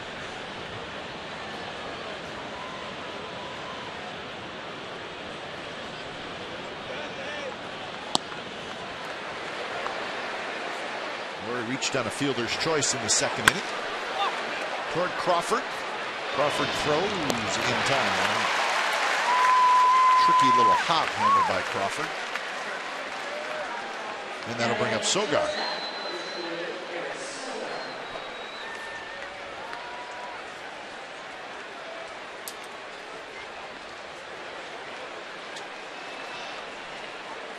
Sogard grounded into a double play, first and third, his first at bat. And then he ends up saving 2 runs, so he's ahead of the game.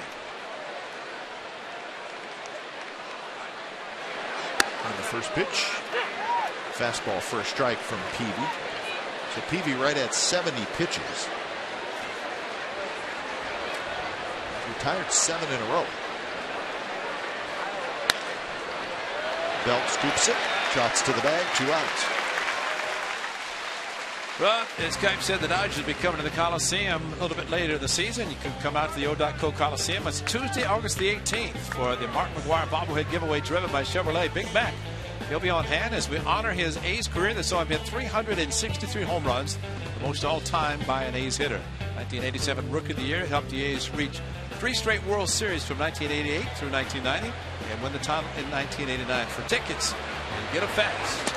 Call 877-493-BALL or visit athletics.com for your tickets for Los Angeles Dodgers. 1-0 to Fold, who doubled off the wall and right. And now the count 2-0. Ike Davis comes out, so if Fold were to get on, Davis would hit and Castro would come in the game.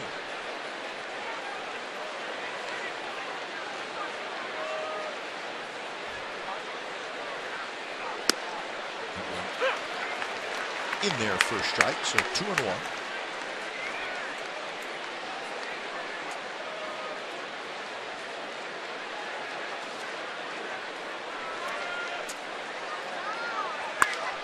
High fly ball down the left field line to foul. Bob Melvin is going to use Castro for 1 inning, and Fold doesn't get on. Then he could have him come in and pitch the 5th inning and then pinch hit for him to start the 6th. We'll see what he decides to do. Bob, of course, manages the Diamondbacks, so he is aware of the double switches. Fernando, a tremendous job. Bases loaded, nobody out, got out of the inning. And Fold hits slowly toward Panic, who scoops, throws, and that's 9 in a row retired by Jake Peavy. So bottom of the 5th coming up. It's the Giants 4 and the A's 1.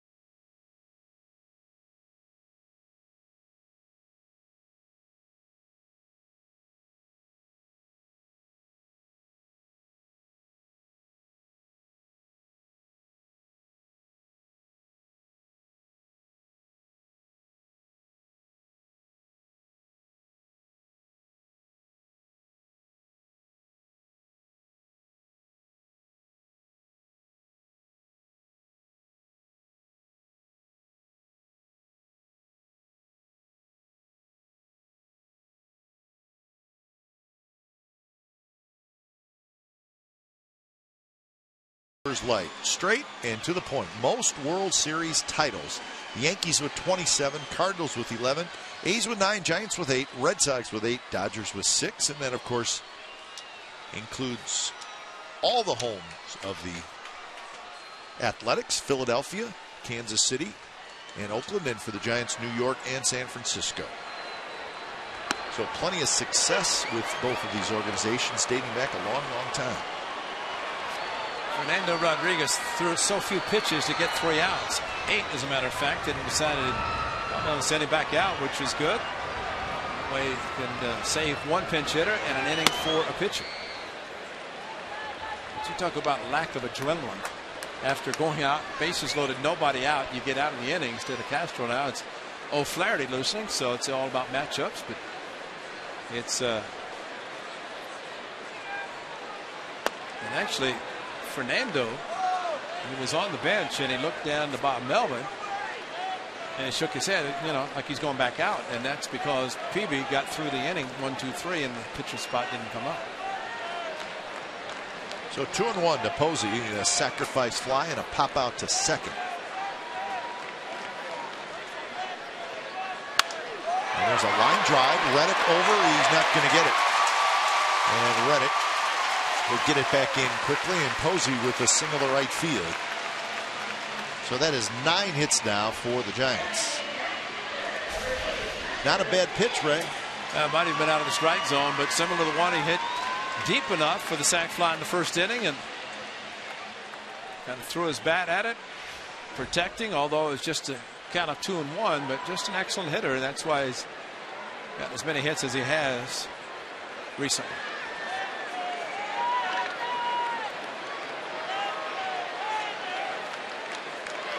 So here's Pence. Pence has 2 hits, a double that knocked in a run in the first, a single in the third. And now something happened with the home plate umpire, DJ Rayburn. He got something in his eye, maybe? Not quite sure. It's fastball right down the middle, and unless there was some debris, something off the catcher's mitt, but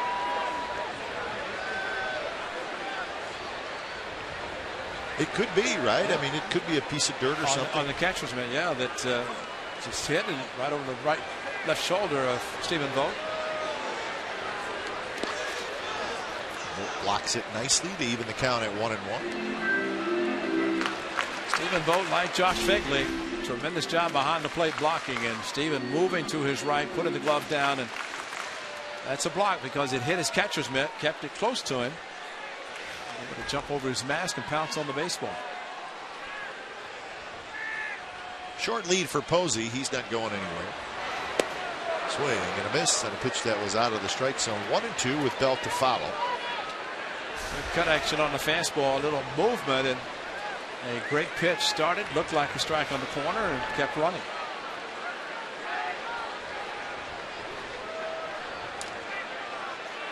There's the short lead.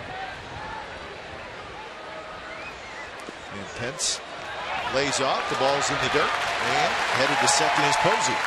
And Vogt is shaken up a little bit. Well, secondary lead helped Posey that time, and being a catcher, you always know the ball in the dirt if it gets away just enough. Hard breaking ball, the bite, and off the left arm of Stephen Vogt, and that's really good base running by Posey. Stays out of a possible double play, but once the ball hit the dirt, did not get that far away from Stephen Vogt, but you're right, got him on the left arm enough that he felt it. So 2-2. And there's a drive to right center, and that's going to get down, and that's going to roll for a while.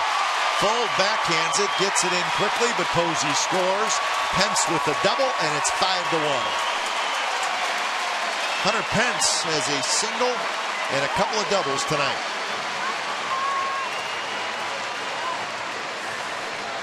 Another 2-strike hit for Hunter Pence. All 3 at bats. 2 strikes, single, double, or double single, and then this double to right center.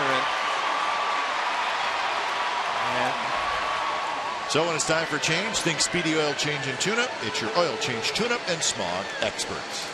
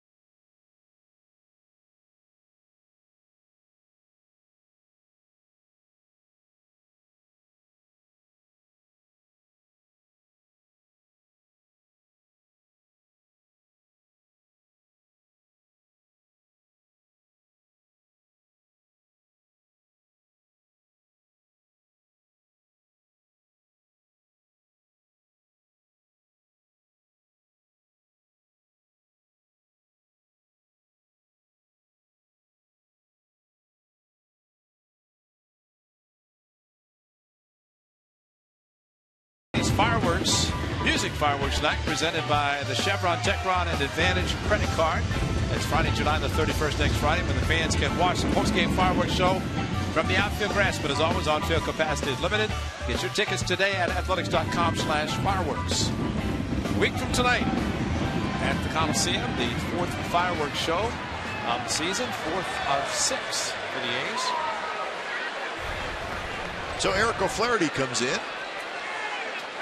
Double switch again, so it's just a 1-inning appearance. So trying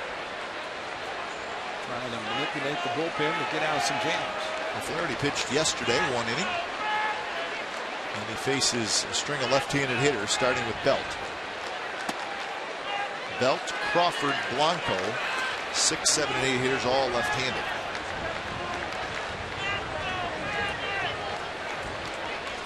Fernando, and it's kind of tough because we have seen closers who have done a similar job in the 8th inning where it's really tough. And I think your point taken about bases loaded, nobody out, biggest part of the game, he gets out of it.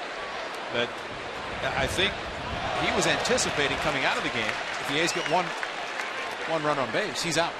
Instead, he's sitting in the dugout 3 and then go, oh man, okay. And so I think first of all, the adrenaline, but really not knowing if he's going to pitch or not.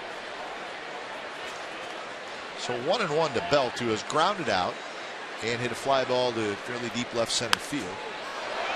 And now the count 1-2. And you can see Bob Melvin's point as well, yeah. Ray, where your starter is out early. Yeah. You're still in the game, but your bullpen was worked hard yesterday, and boy, you'd love to get one more inning out of Rodriguez. It just didn't work. And he only threw 8 pitches, 2 batters. So I mean, it's not. It's just. I just think it's such a big thing for a hitter or a pitcher coming in out of the bullpen. He's ready to go and gets through it. So 2-2. So Flaherty on for Rodriguez. But you know what? What all goes back to is your starter get knocked out early. Exactly. Well, and again, going back yesterday was Kazmir traded. Pomeranz goes an inning and 2/3, and fortunately, the rest of the bullpen able to throw some innings, pitch some innings at home park. And that one is hooked to right, and that's trouble. And that's going to drop at the base of the wall. They're going to wave Pence home. Belt to second with a double, and it's 6-1, the Giants lead.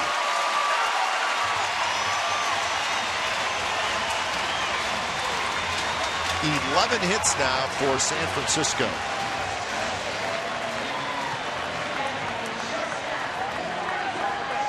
Hanging breaking ball, and it's amazing. Sometimes the aggressiveness and just not the home runs, but hitting the ball, especially with 2 strikes, and able to take a mistake pitch and drive it. So still nobody out, and here's Crawford. So for Belt, his 38th RBI of the year. Crawford swings over top.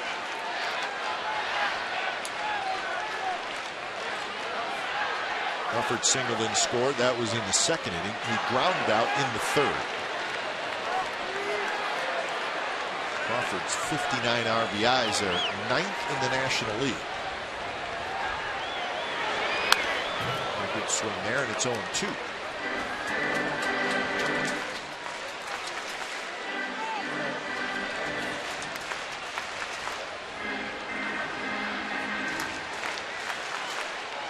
The Giants have had 13 base runners so far in this game, and we're only in the 5th inning.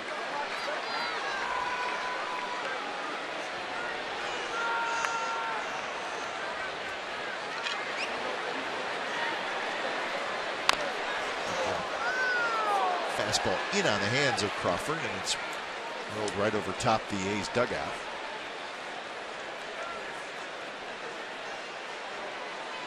A disappointing thing for the Athletics to get out of the jam last inning, and then in this inning give up 3 consecutive hits and get the 2 runs that they were hoping not to give up last inning.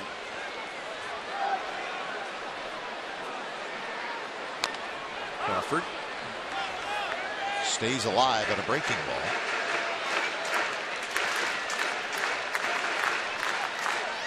Rangers leading the Angels that game now 4-1 in the 8th inning.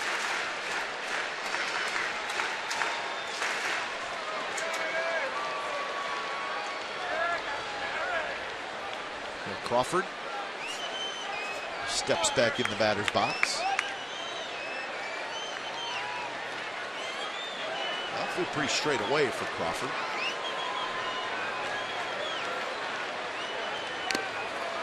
And a foul tip, and that got a piece of vote.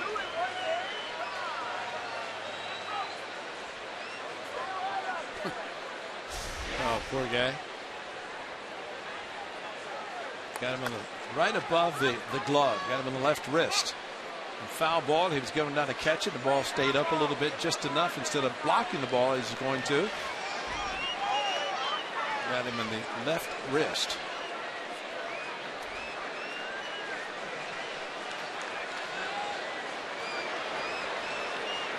So 0-2. O'Flaherty trying to get Crawford. Another foul ball. This one rattles around the far end of the A's dugout.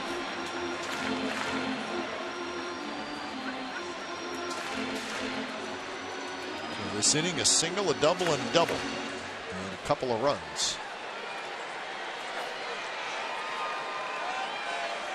50 hits over the last 29 innings here at home.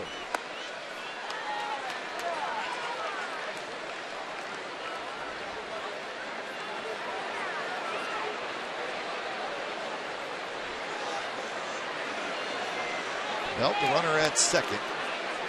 Decent speed for a big guy.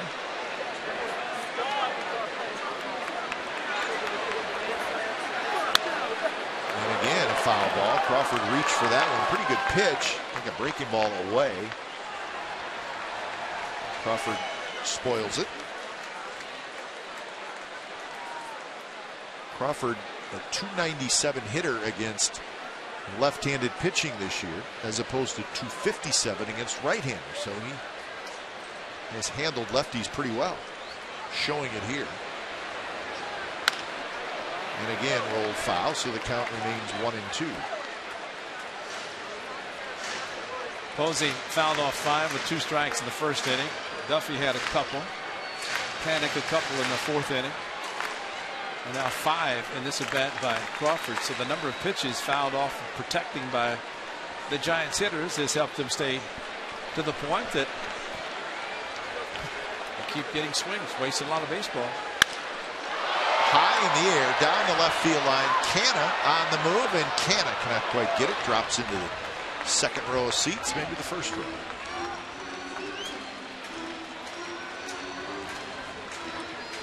Canna in the game.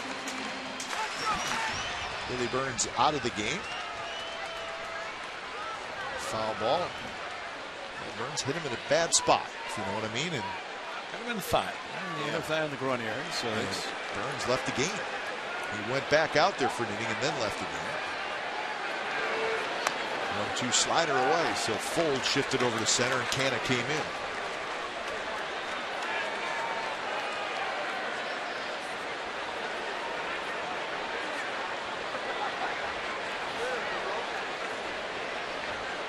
To the count. Crawford waits. Here's the pitch. And he got him on a slider in the dirt.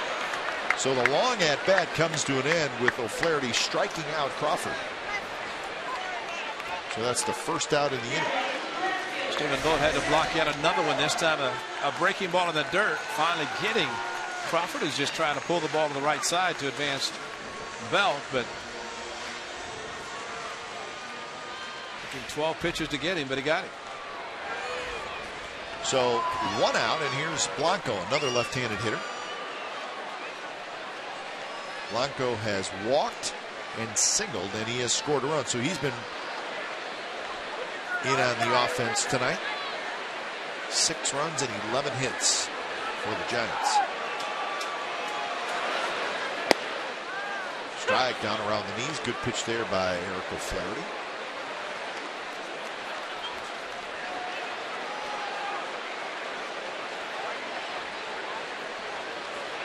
Giants coming into tonight with a 51-44 record. Team they're chasing, the Dodgers, won tonight, so they're 3.5 games back in the National League West.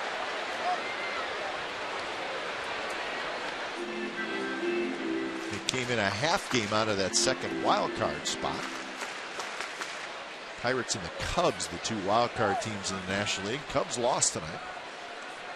That'll make a lot of Cubs fans happy. It's just the thought of a potential pennant race. That's right. The Cubbies.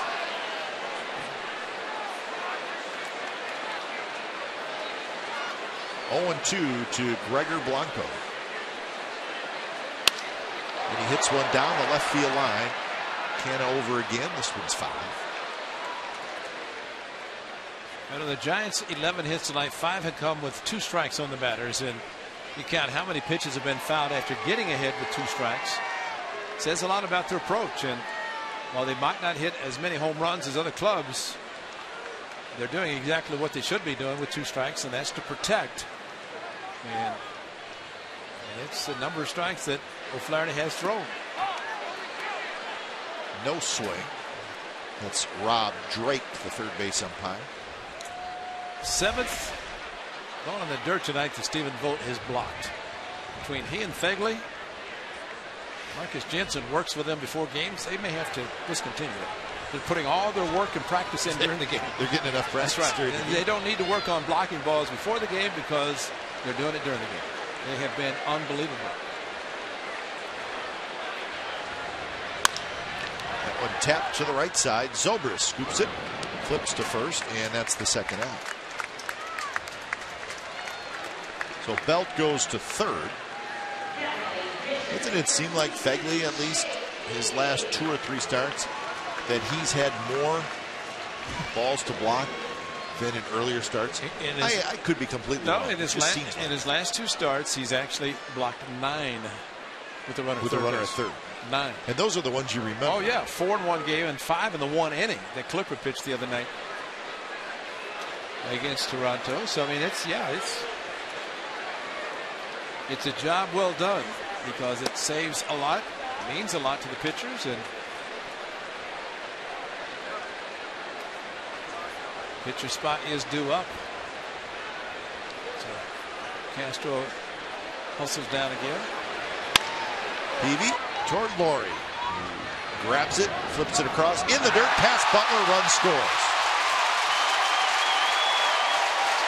So it was in the dirt. Butler could not dig it out, and it's 7-1. And Peavy, the pitcher, was really not running hard. Laurie had plenty of time to air it out a little bit, but he just kind of threw a sinker over there. It's exactly what he threw, and Billy Butler has played enough, but there's too much time. He had a lot of time, and Billy came up, the ball stayed down. But backpedaling, okay there, plenty of time, and then underneath, it's okay to throw it like that, but started head high, so it comes down about chest high. So it's an error, and it's error number 86 on the year for the Athletics. And it's the 16th by Laura, and indeed an unearned run.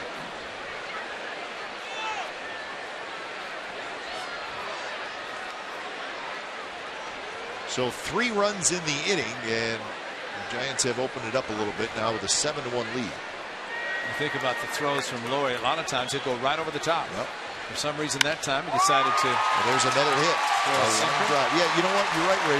He usually goes over the top and really lets it go when he has time. That time, he sort of took his time, crow hopped, and then he threw from the side. Yeah.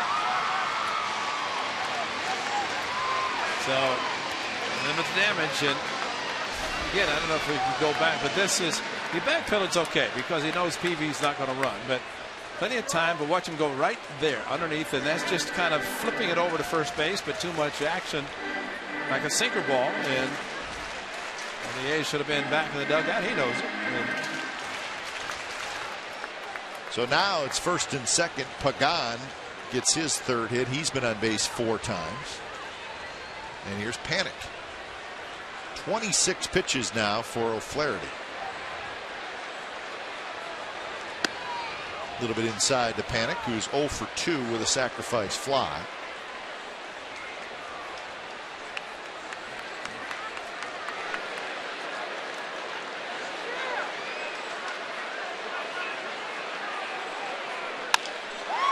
Hit hard to Zobrist, who scoops it up.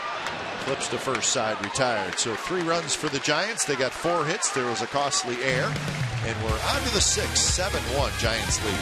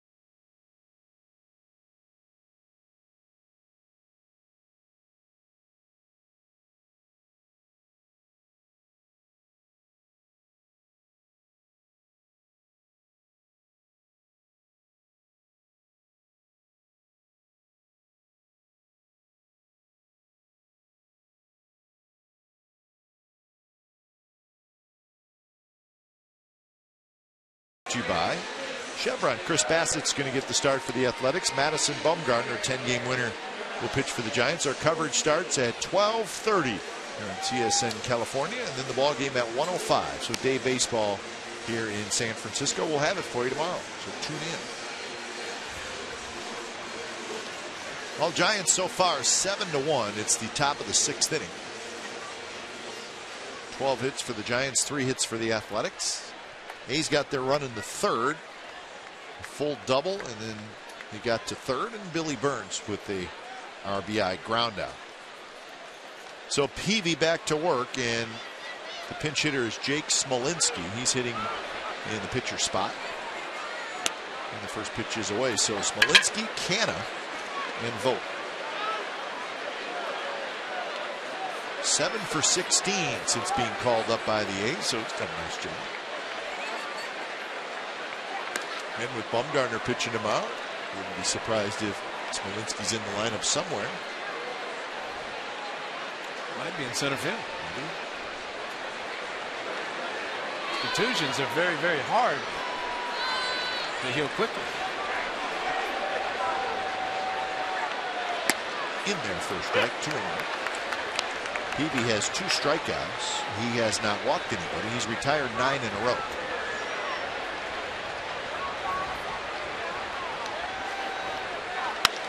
And that one in the air, shallow center.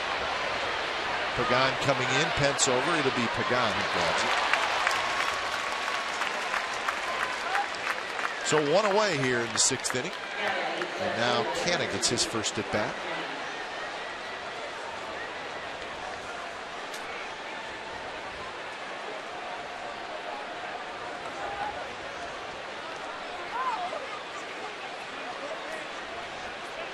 So Canna hitting .235 with 8 home runs, 33 runs batted in. Struggling a little bit. 1 for his last 17.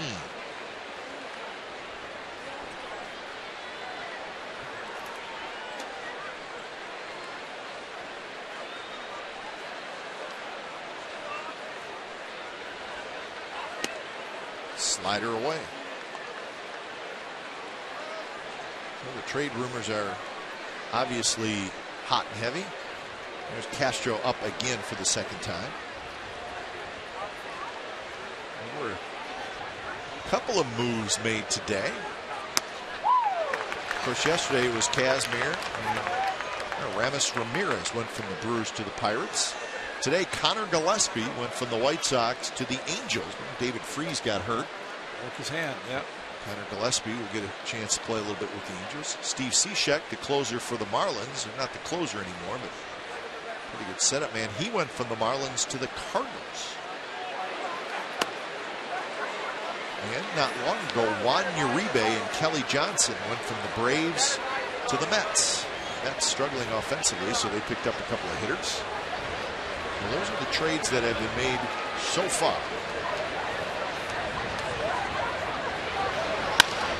That one hit well to center field. Pagan is there, and he's got it 2 away.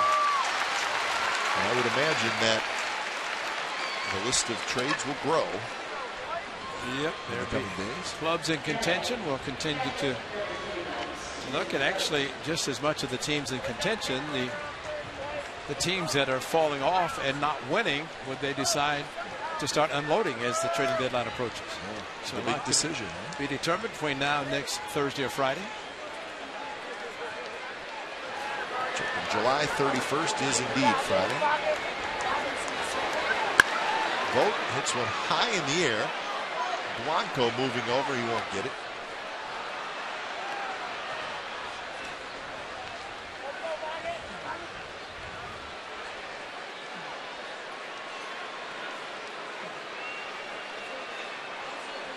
Second inning, Peavy threw 21 pitches. That's his high for an inning tonight.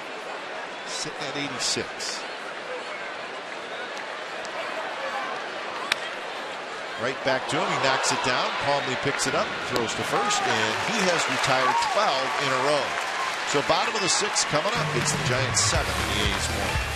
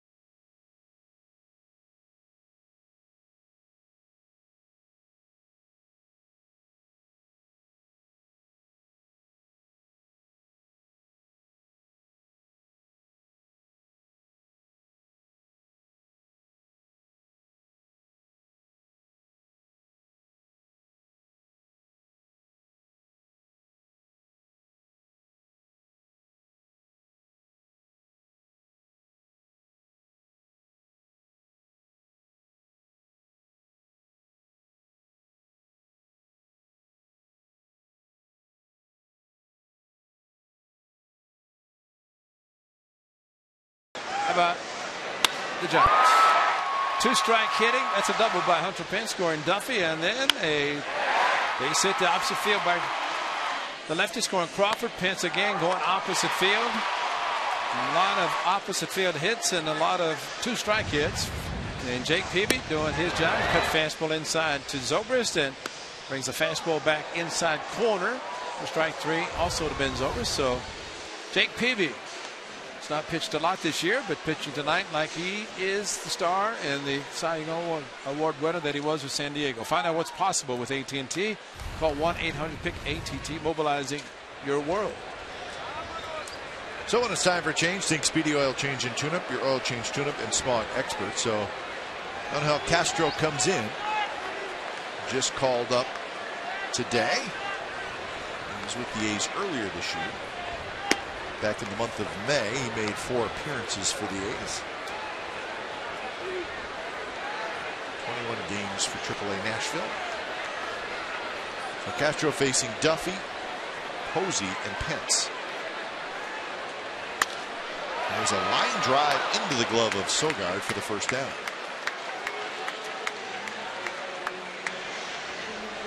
So for just the second time tonight, the A's keep the Giants' leadoff man off the bases in an inning.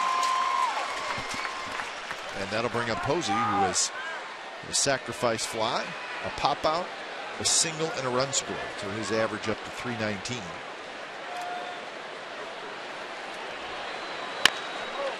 Taps that one. Foul. Astros beat the Royals 4-0. Scott Kazmir went 7 innings, 3 hits, 1 walk, 3 strikeouts.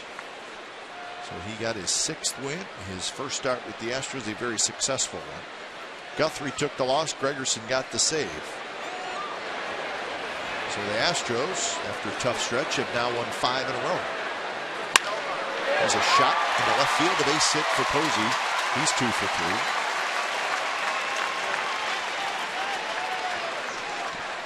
I'll give the Astros credit because they know they're in the thick of things and they're going out and trying to prove the ball club. That was a hit-me fastball just right down the middle. And Buster Posey maybe took a little bit off the Castro, but still in the middle of the plate. Very hittable for a veteran catcher. So here's Pence, who is 3 for 3 with a single, 2 doubles, 2 RBIs, and a run score. Right in there, first strike.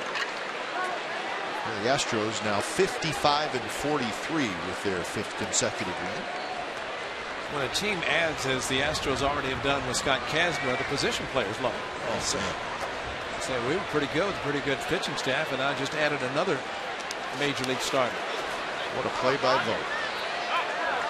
That was a, listen, the score is 7-1, we get it, but that was a terrific play.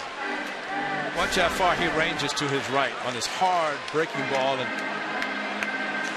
just kept sliding to his right. Took it off his body somewhere. Got it in the right hand, the bare hand. Kept the ball in front of him. Oh man, he is taking a beating. I don't know who got it worse than that, Billy Burns or Stephen Vogt. I think it's depends if you like quality over quantity or vice versa. Swing and a miss, and it's 1-2.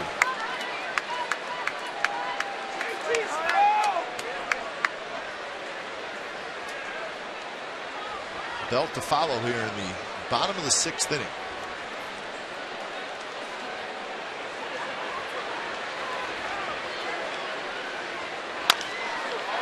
Over the mound, Sogard, throw to first, and they got him.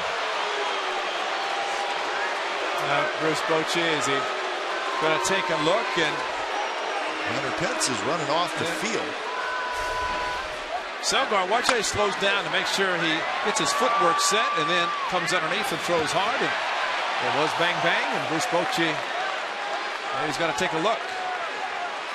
Probably a good idea.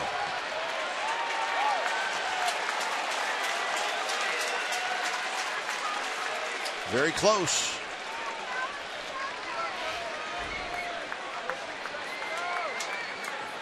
always the question, is there enough to overturn?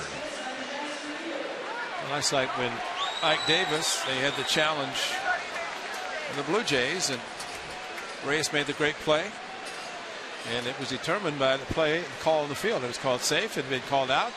Not enough information, or at least definitive, to show that it was not. And we'll see if that one is. I mean, it's tough on the umpires to make those calls. And of course, Joe West, one of the best in the game. Just a question, when he jumped, was his foot on the bag by the time the ball entered the glove?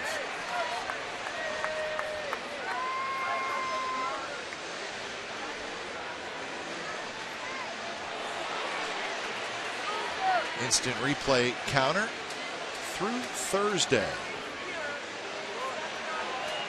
365 have been overturned in about 2/3 of the season.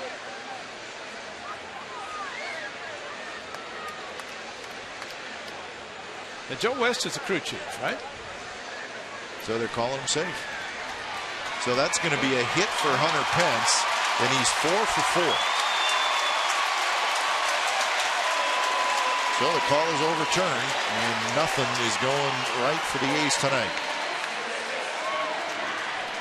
Kerwin Danley, the second base umpire, came in. I guess if you're the crew chief and you make the call, somebody has to join you, because the crew chief is always involved in the challenges. So I guess it's the nearest umpire, which happened to be Kerwin Danley. I guess you have to have 2 ears, or 2 sets of ears hearing the call from New York. So here's Belt, 2 on, 1 out. And Belt swings right through a fastball, 0-1. 14 hits now for San Francisco.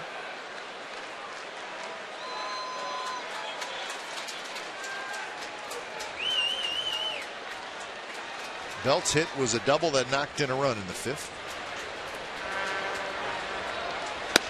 He was the first batter that O'Flaherty faced, and he doubled off the base of the wall in the right field corner.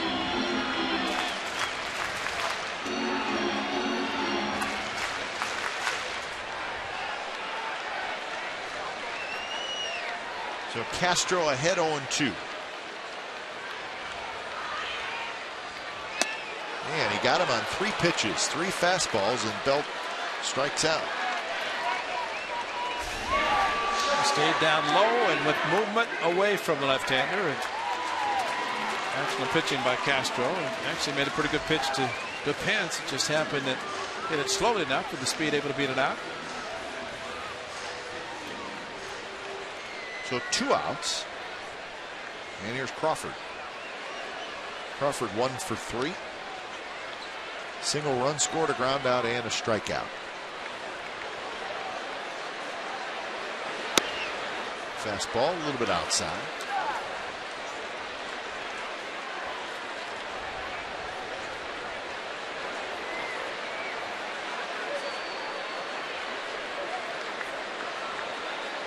Posey at second, Pence at first. So now it's 2-0. So 4th pitcher of the night for the Athletics is Castro.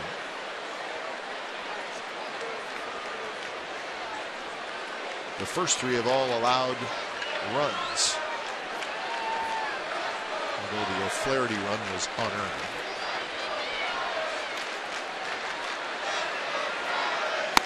Three 3-0. Blanco to follow, another left-handed hitter.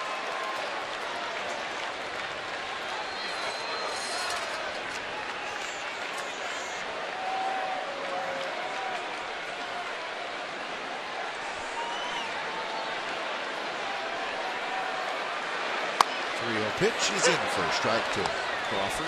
It's amazing how he could throw 3 fastballs perfectly down in the zone, knee high to Belt in the outside corner. And the first 3, and even the strike call, all elevated. First 3 out of the strike zone. Crawford just got a piece of that one. So now the count is full. Runners will take off with 2 outs.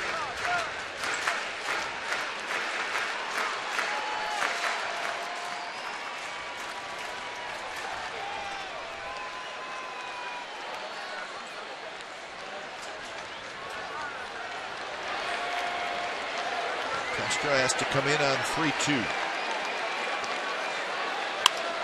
And it's a little shallow pop to left field. Camp comes in. He's got it. And that's the inning. Couple of hits for the Giants, but no runs. And we're moving to the 7th. 7-1 San Francisco.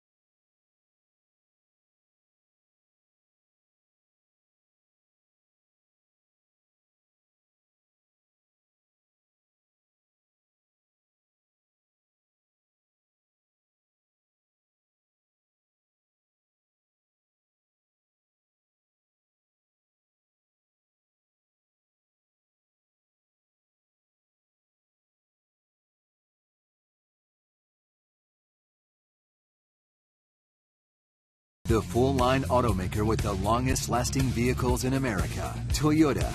Let's go places. And by Xfinity, home of the most live sports.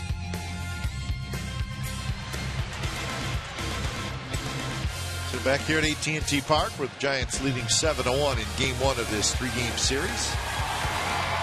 Jake Peavy's been good so far. 6 innings of work. 3 hits. A run, no walks, 2 strikeouts as he faces Zobrist, Butler, and Reddick. So that was pitch number 88 for Peavy. Trying to win his 2nd consecutive game. Beat the Diamondbacks in Arizona in his last start. A little bit different pitching in this ballpark as opposed to Arizona, where it's kind of a hitter's paradise.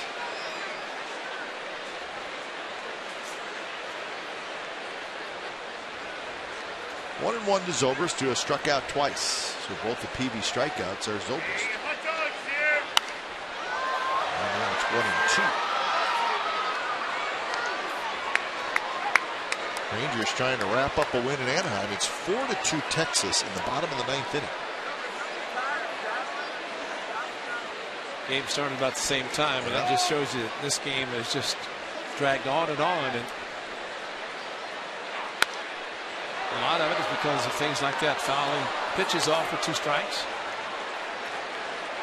You try to, as a pitcher, have a put away pitch. You get 2 strikes. You do not want to waste too many more pitches.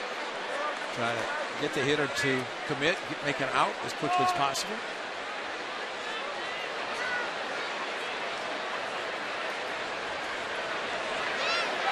1-2 pitch off the plate. 2-2 to count. I think Peavy's goal is to get through this half inning. 7 complete. He's at 92 pitches. Billy Butler, who singled his first at bat, but Peavy has given up much of anything he is. Another foul ball. You're right. There's a lot of foul balls tonight. Mariners leading the Blue Jays 5-2 after 7 innings. Felix Hernandez doing his thing. He's out of the game now. It's now the top of the 8th. So Seattle trying to get a win.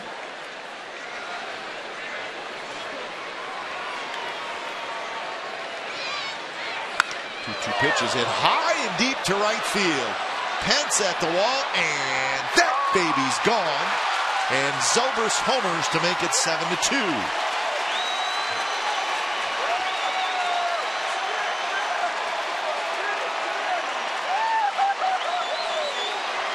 probably get the bullpen moving for the Giants, but a deep drive by Zobrist.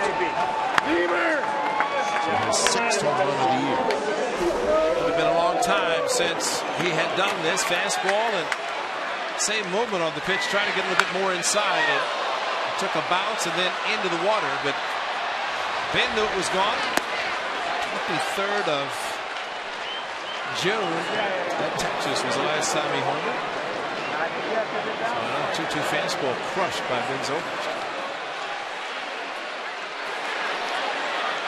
Pitch to Butler, and now 1-1.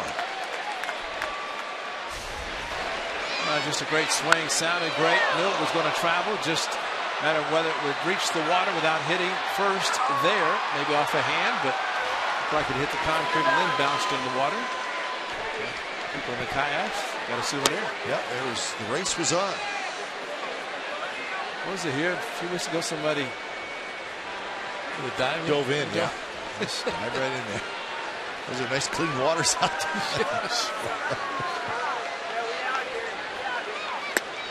And now it's 2-2.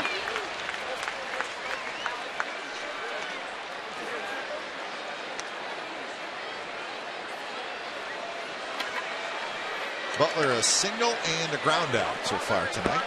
His single was back in the 2nd inning.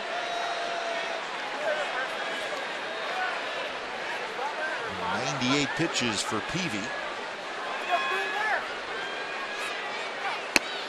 And now full count. George Contos is loosening up the Giants bullpen down the third base line.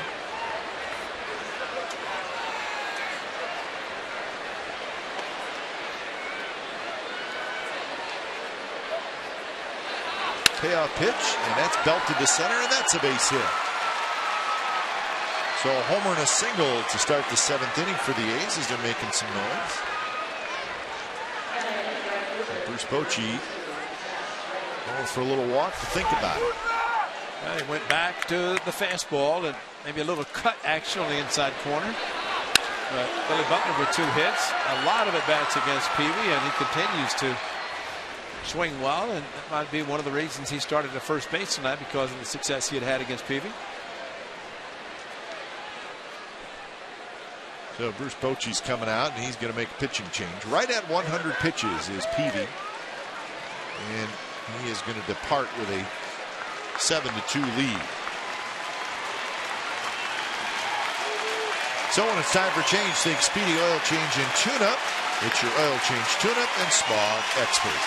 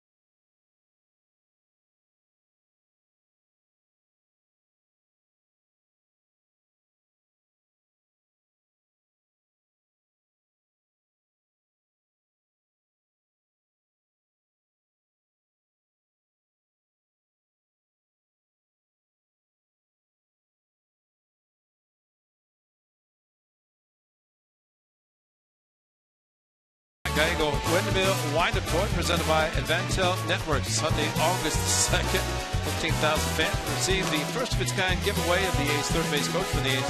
Take on the Cleveland Indians in a Sunday matinee. Get your tickets today at athletics.com or by calling 877-493-PAUL. It's so funny to see a little arm going round and round and round. I like it. So 7-2. PV 6+ innings tonight. 5 hits, couple of runs, no walks, 2 strikeouts. So he's going to ask his bullpen to get 9 outs. George Canto steps in. 2-1, 1.54 ERA for the right-hander Cantos. He faces Reddick with Butler at first.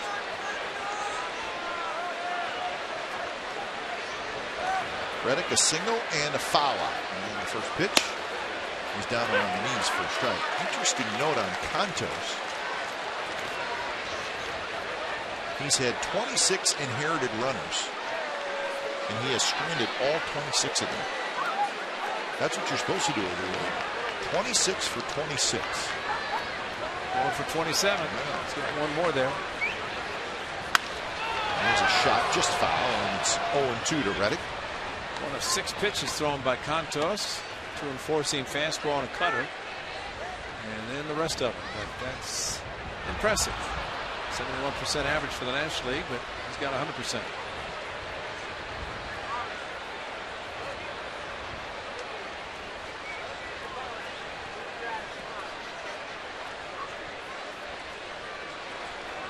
Guys with 8 relievers, 6 righties, 2 lefties. So that means they have 13 pitchers. Huh? 0-2, pitch to Reddick. Way high, 1-2.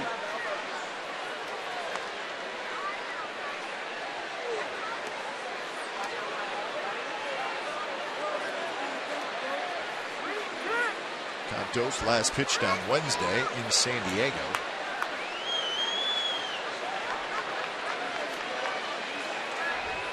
He's ready. Butler not being held by Belt at first. And the pitch is tapped up the first baseline, foul.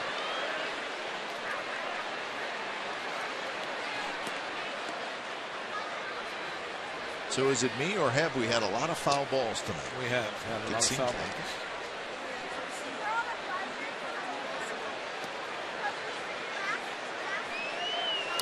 Yep, just means a lot of rubbed up baseballs. That a lot of pearls out there now. That's why pitchers will start rubbing them up themselves this late in the ball game.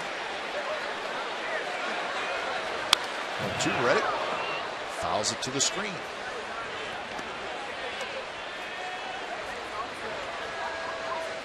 Glory to follow, so the Yankees trying to get back in this. Zobrist, the home run, makes it 7-2.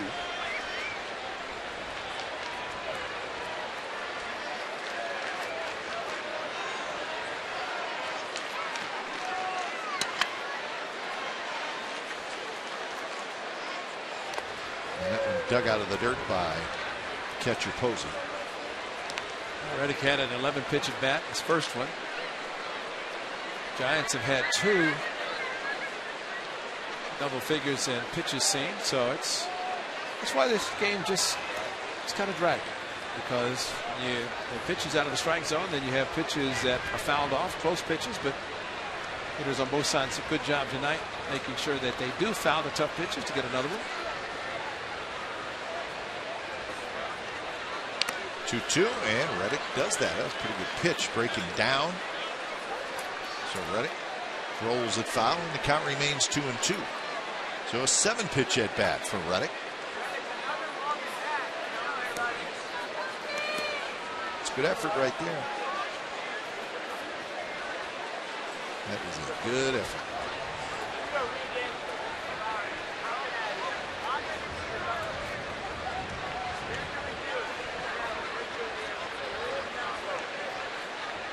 Cantos set, and the 2-2 pitch here comes. It's hit in the air, left center field. Pagan on the move, and he's going to get there, and he makes the catch. So good at bat by Reddick. He ends up flying out. So he's 1 for 3, and that'll bring up Laurie. Big outfield. Even in left center, it's big.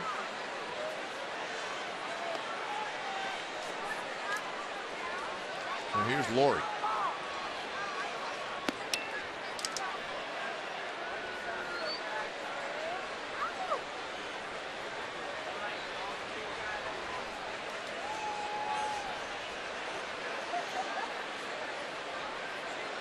First pitch to Laurie is to the backstop, and Butler will trot to second base.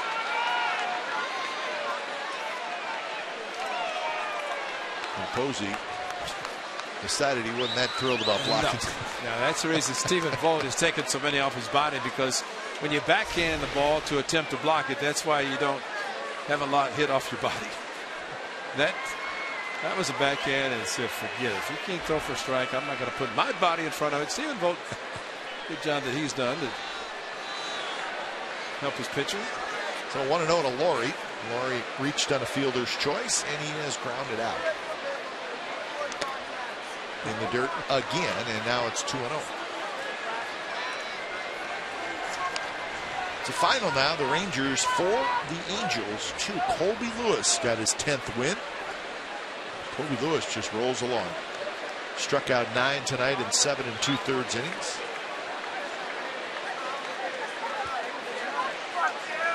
Mike Trout had a homer, knocked in both the runs for the Angels, but not enough. And that one called the strike. So the Angels lose, the Astros win, and those two teams are now tied atop the AL West. So the Astros back in first, sharing it with the Angels.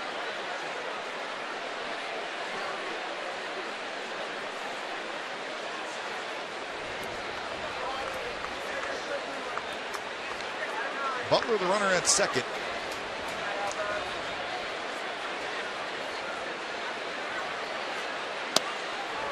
Close pitch, 3-1. Gotta believe the Astros made the one trade for Kazmir. Wouldn't be surprised if they make another one or two. Jeff Luhnow, the general manager, talking about George Springer is going to be out probably the month of August, and talking about another hitter to put in the middle of the lineup. Jed Lowry's supposed to be coming back pretty soon. Yep. He's on rehab. Starting to get close. Slider for a strike, 3-2. So a 3-1 slider from Contos. That's his best pitch. And a backup slider too on top of it.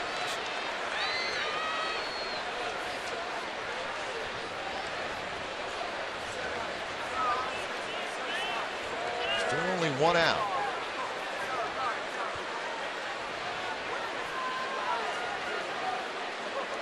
So a 3-1 slider. Would he throw it on 3-2? And it's hit hard. Crawford dives. He's got it. And he cannot get it into his throwing hand. And Laurie's going to have a hit. I think he was going to throw to third. That would have been his best play. And he was thinking about it. But going over to third was Duffy. He had an idea as well. But Crawford, once he could not get the ball out of his glove, great effort, backhand, looked up, and he was ready, and then looked to first. No chance for Brett Laurie, but he was definitely going after Billy Butler, and Butler was lucky that he didn't come up with it cleanly, because he probably would have gotten it. So first and third, one out, and here's Sogard. So an opportunity for the A's to get back in the game. Sogard, right field, and that'll get down for a hit. So the run comes in to score. That's Butler, and now it's 7-3. There goes the 26 for 26. So it's 26 for 27. Again, he's going to visit, but Eric Sogard exactly the same in the first at bat. It was in the second inning. First and third, one out. 3-6-3 double play. This time, though, got under the slider. And Eric Sogard, good job getting him in. And the run is charged to Peavy. That was the base hit by Butler, but Eric Sogard, a good job. Xavier Lopez.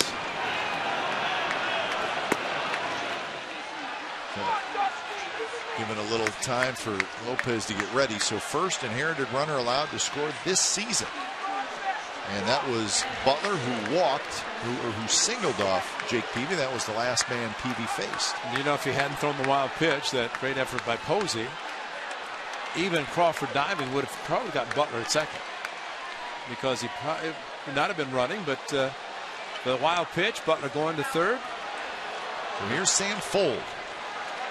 Simeon has come out into the on-deck circle. First pitch to Fold is a strike down around the knees. So 2 on, 1 out, and 2 runs in. And he's closing the gap just a little bit.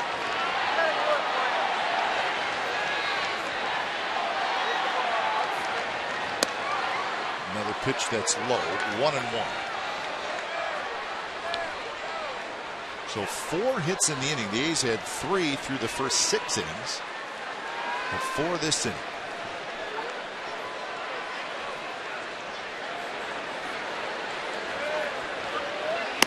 Swing on a miss. Fastball moving away from Fold. Good sinker. He's got the slider. Then the 2-seamer keeps running and running and running. And I mean, that pitch has not been called a strike. Sam, though, committed for the swing. So Fold behind in the count, trying to battle back. Did he go? Yes, he did. Home plate umpire DJ Rayburn called it. So pitch that was up and away, and Fold could not hold up. So big out there, and here's Simeon to pinch hit. Hunter Strickland joins Javier Lopez.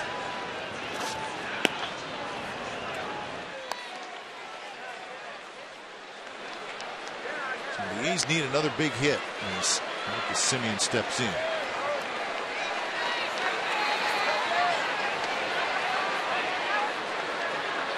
First pitch is down and away. 256 for Simeon. 8 home runs, 22 runs batted in. Simeon was 3 for 10 in that series against the Blue Jays.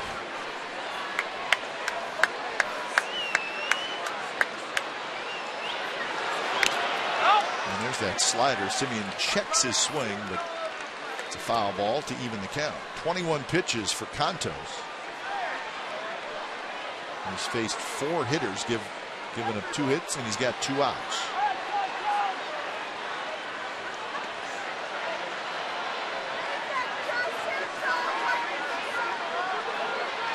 Fernando Abad, the left-hander, warming up for the A's.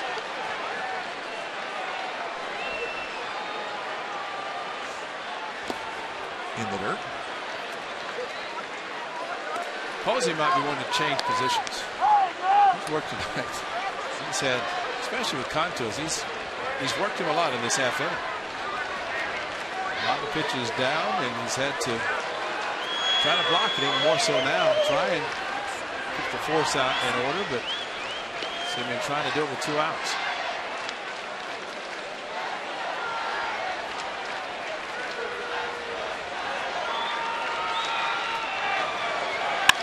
That one on the ground. Crawford quickly to second, and the out there side retired. So Ben Zobrist a home run, Sogard an RBI single. So a couple of runs for the A's as we have reached the 7th inning stretch here in San Francisco. It's now the Giants 7 and the A's 3.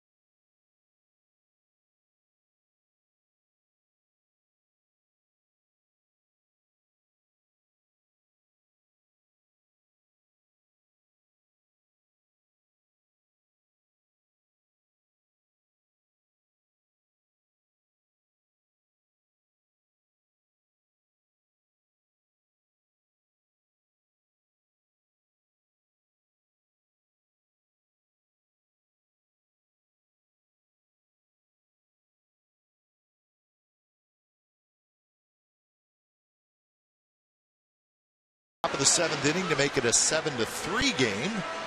Bottom of the 7th inning. And the A's back to the bullpen.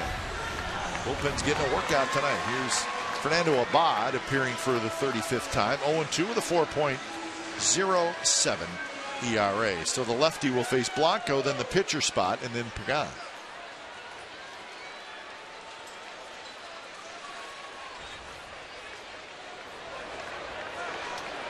So Abad has been pitching better as of late. Just a couple of earned runs allowed in his last 13 innings. So he struggled early. He's been better lately.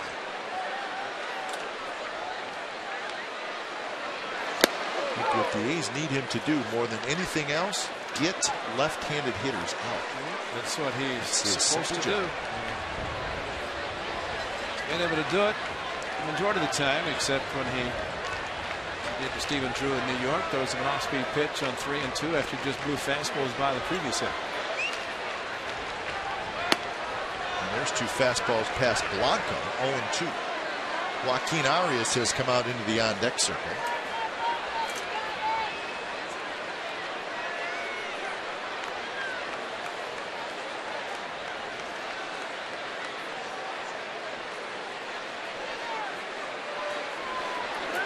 Blanco tonight has walked and scored. He has singled and he has grounded out.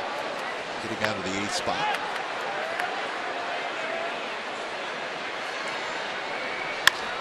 That one's hit hard. Laurie scoops it. Nice play. Fires across in time to get Blanco. Good play by Brett Laurie. And once he caught it, see, I threw over the top, and that's when he gets the most on his throw. And almost hit too hard, especially with 2 strikes, but that was a bullet across by Brett Laurie, and that's his normal way of throwing.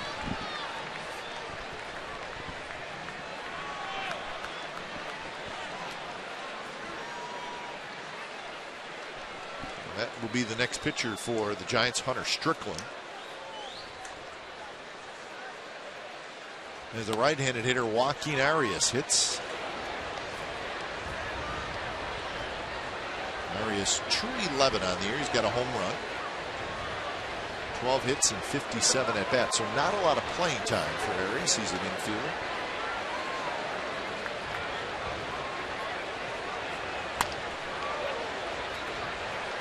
So 1-1 the count.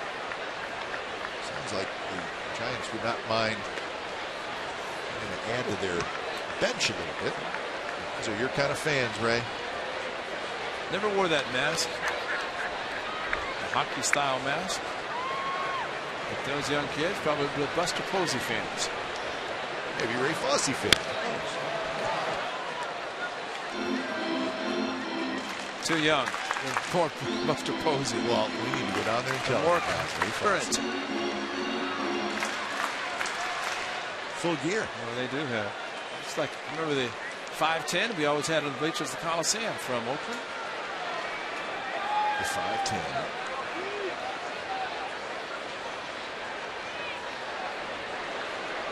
1-2 to Arias. And a swinging strikeout. So 2 quick outs by Abad. Well, that's just the way you go after him, and he does with a fastball, just aired it out, and you like to see that.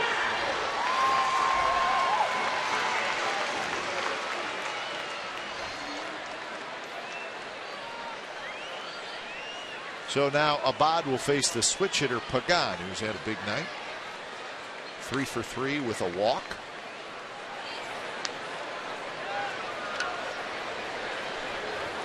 He has scored a run. He has driven in a run.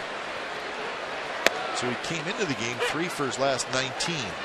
Turn that around.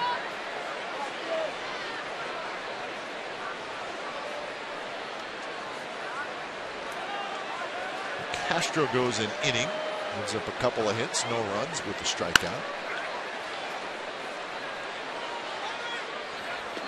Abad is pitcher number 5.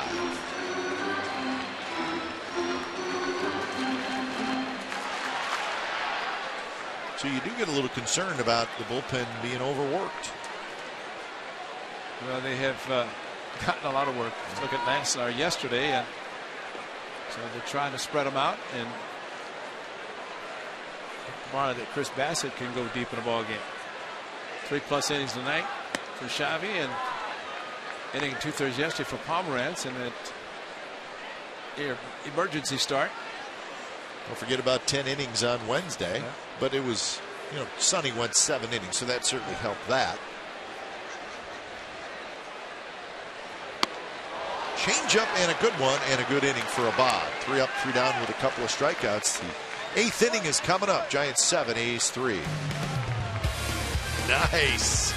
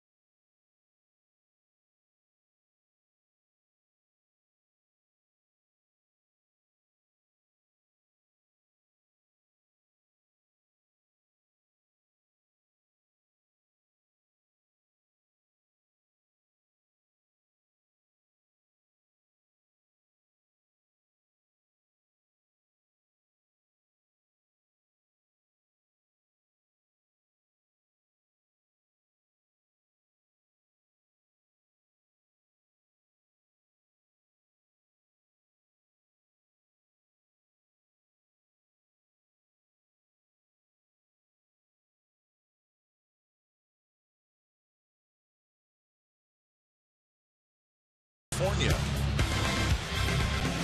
8th inning, and still work to do for the Athletics. They trail the Giants 7-3 in game 1 of this 3-game series. Day game tomorrow, day game on Sunday.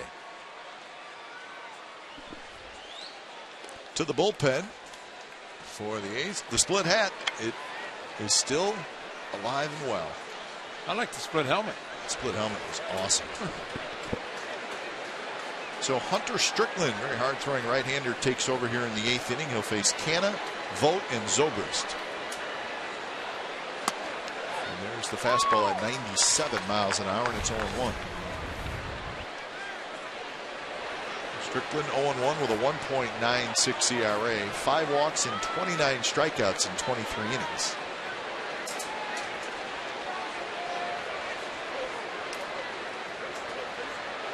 A big fastball. See if Canna can handle it. And that one right there at 98. 0-2. This young man had some issues in the postseason, but his manager stuck with him.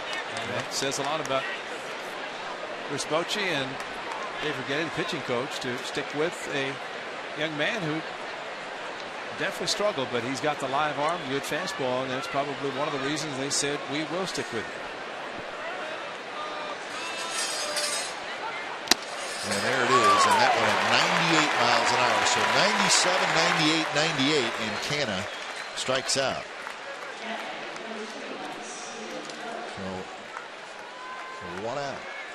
So there's the struggles. He pitched pretty well in the regular season for the Giants, but then the postseason came. He gave up 6 home runs. Yeah. And it's hard to believe. But then this season, he has not a lot of home run yet. And what do you think he was thinking after all those home runs in postseason? Man. And yet his manager stuck with him, and here he's having the success that he probably figured he could have. That one tapped toward Belt, flips to Strickland, 2 outs. I guess how could you not, right? If you throw that hard, and really he has pretty good control. Right. He's not somebody who is all over the place. So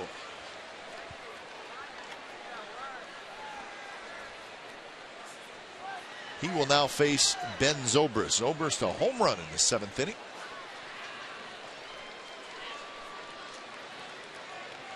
That home run, the 6th of the year for Zobrist. So he's 1 for 3.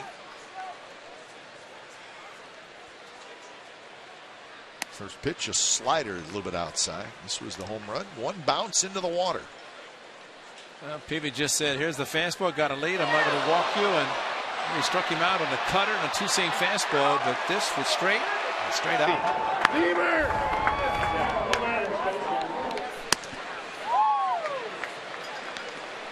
So 2-0 the count. He's with 1 in the 3rd, 2 in the 7th.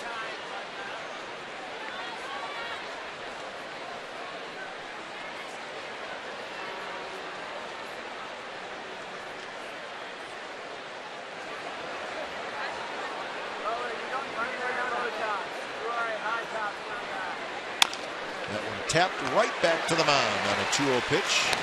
So a 7-pitch inning for Hunter Strickland. Bottom of the 8th coming up. It'll be Panic, Duffy, and Posey. 7-3 Giants.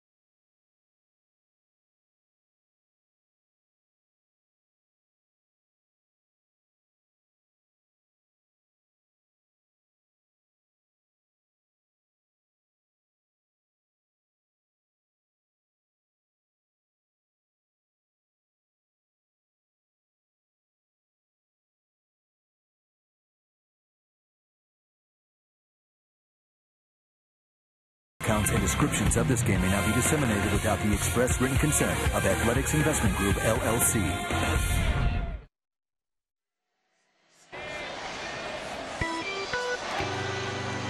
Let's look at our game summary. It's brought to you by your local Toyota dealers. 3-7-1 for the A7, 14-0 for the Giants. Jesse Chavez knocked out in the 4th inning. Jake Peavy went 6. And Hunter Pence has 4 hits on the night.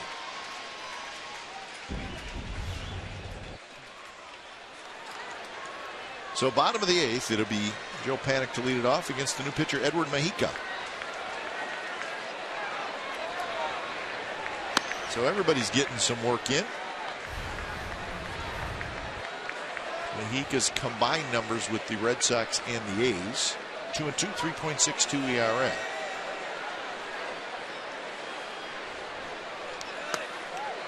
It's been Chavez, Rodriguez, O'Flaherty, Castro, Abad, Mexica. It's a good way of saving the bullpen, and saw it yesterday and tonight. A lot of relief pitchers being used. You use them 1 inning apiece, and they'll be okay. I mean, start getting the multiple innings. Changes a little bit, but a lot more to managing and being a pitching coach than just throwing guys out there. And that's both Bob Bellman and Kurt Young do a good job to work them so they're all available. Still trying to come back. 2-1 right there, first strike, 2-2. Mariners beat the Blue Jays 5-2. Hernandez got his 12th win. He went 7 innings. Now Trumbo hit a 2-run homer. Bautista homered for the Blue Jays, his 21st.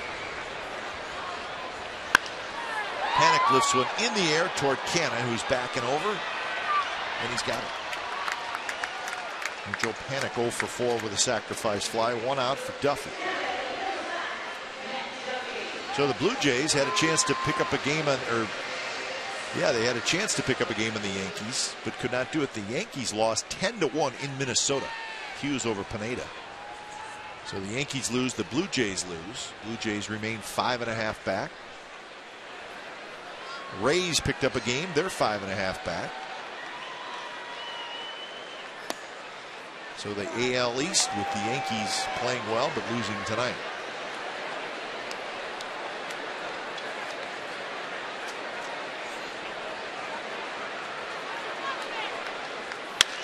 Duffy hits it hard, and he's got a base hit.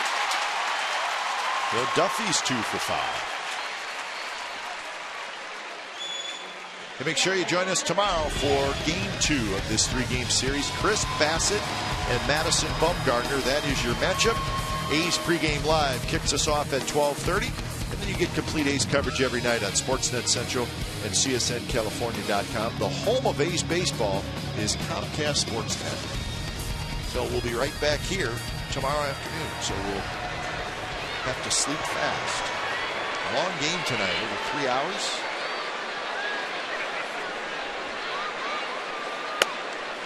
Outside corner strike.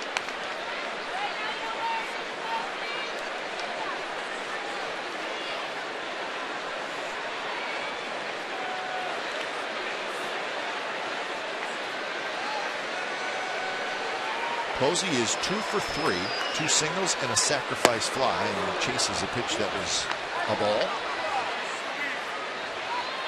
Yeah, chase a pitch like that, knowing that with his magic wand, he's done it a couple of times tonight. The sac fly and the base hit to right field. That pitches were out of the strike zone, but with 2 strikes and able to lift them deep enough to get base hits. On a base hit and a sac fly to right field. He's got 18 hits in his last 37 at bats. So yeah, I think you feel like you can do whatever you want up there.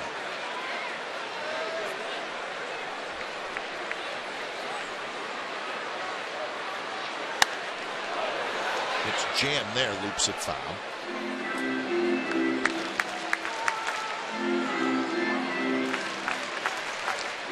So 0-2. Giants bullpen quiet, so Strickland, after just a 7-pitch 8th inning, may go out there for the 9th.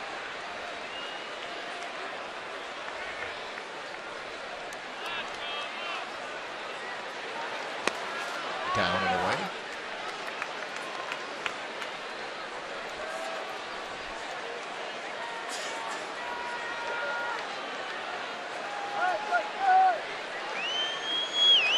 Seagulls are starting to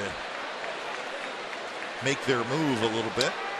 They don't like games going beyond 3 hours. They've been perching up on top for quite a while. There's a shot, left field, base hit. Duffy was running. He's got to maneuver around Sogard to get to third. So Duffy was on the move, and Posey lines it to left center. And the hits just keep coming now. That's 16 for the Giants.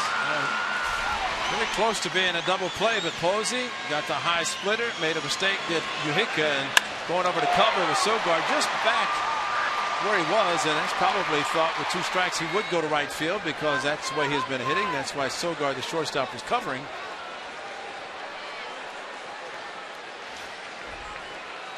So first and third, 1 out for Hunter Pence, who's 4 for 4.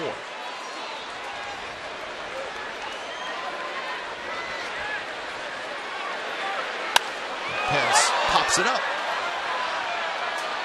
Butler is under it, and Butler makes the catch. Should have waited to get 2 strikes. He was too anxious. 4 hits for him, all 4 coming with 2 strikes tonight. Hunter Pence.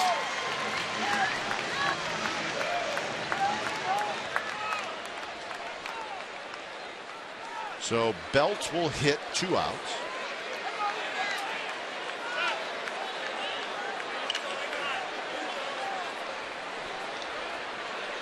Belt 1 for 4, RBI double, and a run scored in the game.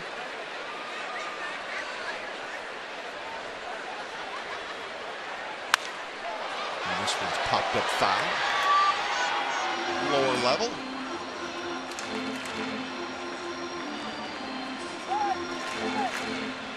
Belt overall 274.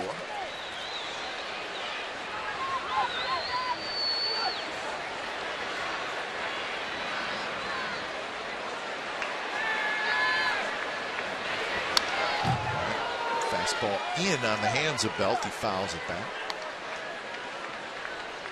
So he's behind in the count 0-2. Shift is on. 3 infielders on the right side. Laurie playing right at the shortstop spot.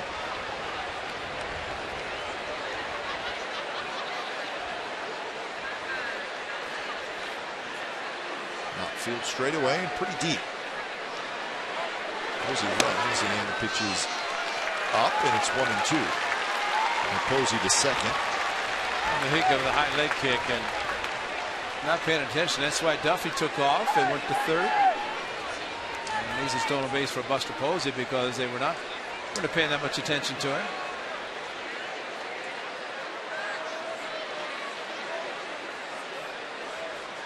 Duffy way down the line at third, and he can go just about as far as he wants. As we said, Laurie's playing at shortstop.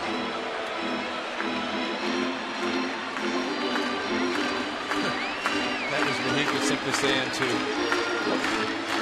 oh, this is what I'm going to throw. Okay. No need to shake off anymore. Just down the sign and let's go. He's already made the commitment.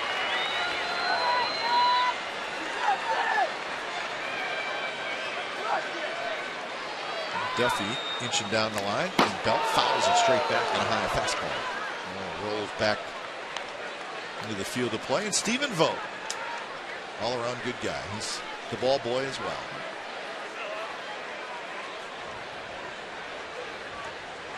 Doesn't Stephen Vogt remind you of that little league kid who just keeps playing? Just keeps playing. Let's play 18 innings. I'm good with that. Let's just keep playing. We'll be ready. Having fun.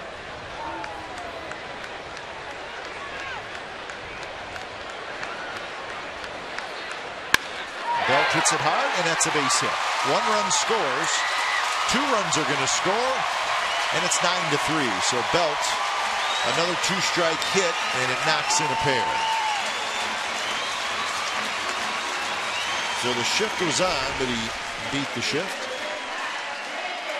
And again, a splitter that did not split, stayed soft, and whenever a splitter really doesn't go down hard, and it becomes very hittable. And that is what has happened in this inning. So a 3 RBI game for Brandon Belt. Crawford with a pretty good rip. Crawford's 1 for 4. Panic, the only Giants hitter that does not have a hit. He does have a sacrifice fly.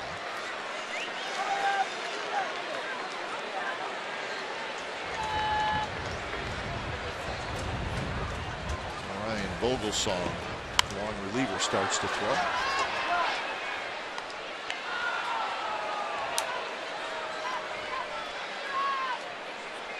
Do you think those are the same seagulls that are at the Coliseum? They go back and forth. I think they do too. Yeah. I mean, it's not a far fly. Yeah. They seem to be the same ones, and smart enough to know there's food in both areas. That's final out of the inning. The most uneventful strikeout ever. It just happened. A couple more runs for the Giants. They lead 9-3 as we go to the ninth.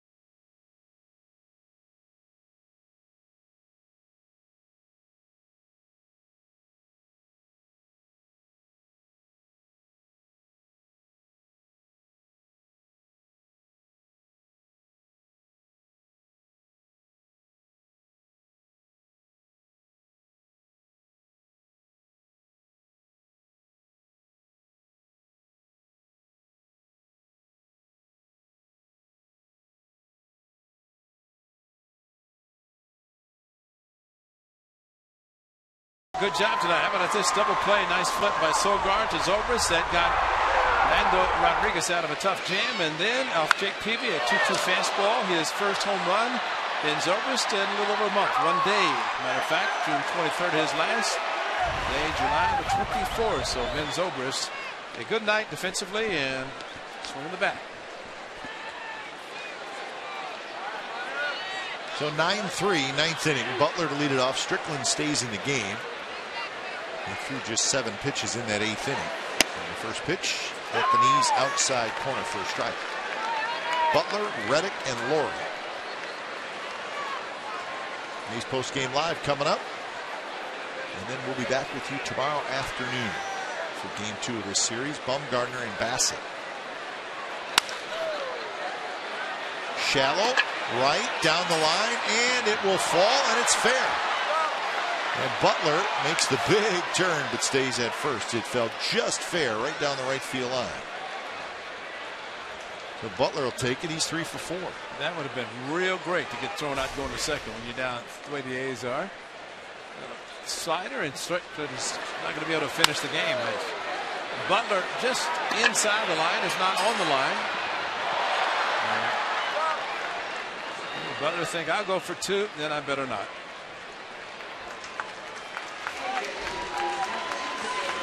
So Lopez, the lefty, coming in to face Reddick. We'll have that when we come back.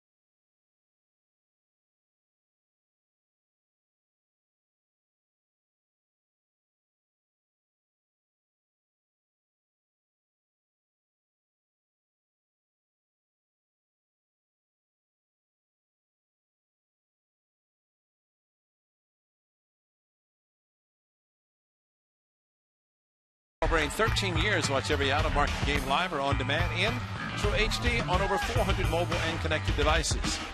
Real-time highlights, live look-ins, pitch tracking widget, and more every night on every device. Blackout and other restrictions apply. Visit MLB.TV. MLB.TV. So Javier Lopez, left-handed specialist, comes in to face Reddick. Lopez, 1.80 ERA. He's made a pretty good living getting left-handed hitters out.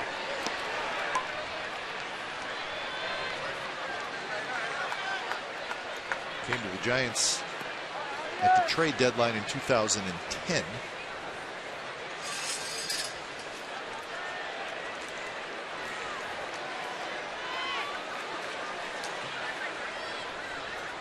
One to Reddick, inside, 84 miles an hour. Laurie to follow. After Laurie, it's Sogard. The right-hander Vogelsong is warming up in the bullpen. Smochu's not taking any chances and just letting somebody finish the ball game. Still going with the matchups. Lefty on lefty here. That one bounced toward Panic. Panic straightens, throws, and they just get Reddick at first. And that's out number 1. And Bruce Bochy, you're right. He does not mess around. If there's a win at hand, he goes for it. So Lopez gets Reddick. So he does his job. And Vogelsong coming in. We'll be back.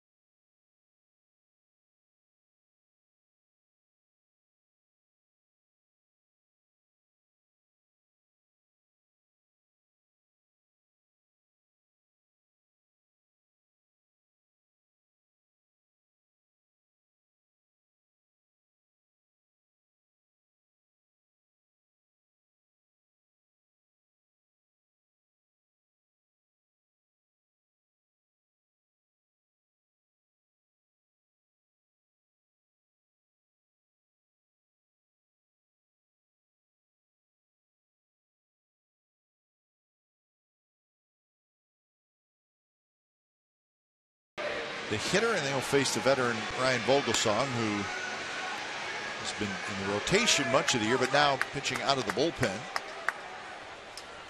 So his 5th appearance out of the bullpen, 7-6 ERA, a shade over 4. And he is the 5th pitcher of the night for the Giants, and he'll face Laurie. Laurie, a fielder's choice, a ground out, and a base hit. If they have another lefty to warm up for Sogard? Jeremy Affeldt.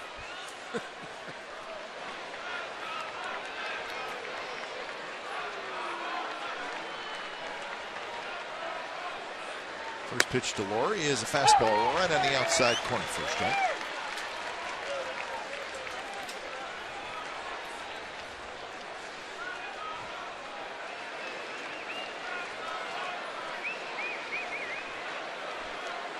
A straightaway defense for the most part. Right to Duffy, one hopper, and Duffy will straighten up, throw across the diamond, and Butler goes over to third. Butler's been lucky twice tonight. I think Duffy was a little distracted actually by Butler running right across his face. Butler did it 2 innings ago, going to third when Crawford could have thrown him out, but he couldn't find the ball in his glove, and Duffy went after him, figured, I've got the 6-run lead, let's get the sure out at first base. Butler was running almost like there's 2 outs, and it's not the case. Here's Sogard, first pitch. Sogard shows bunt, and it's low. Sogard had an RBI single in the 7th inning. That knocked in the last run for the Athletics.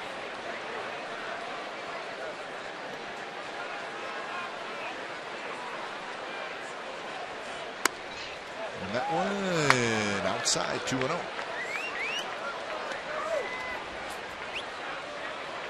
Capozzi asking DJ Rayburn about that pitch.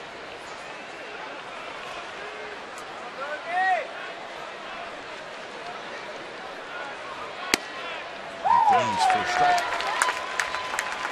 17 hits for the Giants, 8 hits for the A's tonight. So we'll sleep fast and get after it tomorrow. Hooked down the right field line, and it's just foul. Not by much.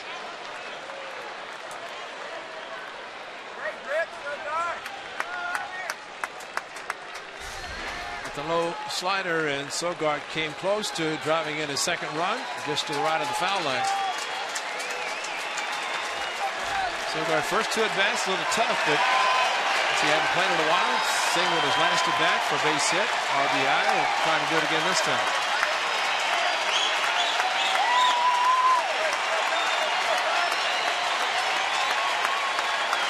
Vogelsong from the stretch. 2-2 pitch, strike 3 called at the knees, and that's how the ball game ends. So game 1 of this 3-game series here in San Francisco goes to the Giants as they swing the bats big time tonight. It took 3 hours and 24 minutes. Sellout crowd of 42,128 watched it. So A's will try to bounce back and get after it tomorrow on Chris Bassett against Madison Bumgarner. Final score, Giants 9, A's 3. You've been watching A's Baseball on CSN California. It's part of the NBC Sports Group. Don't go away. A's postgame live with Brody Brazil and Bip Roberts starts right now.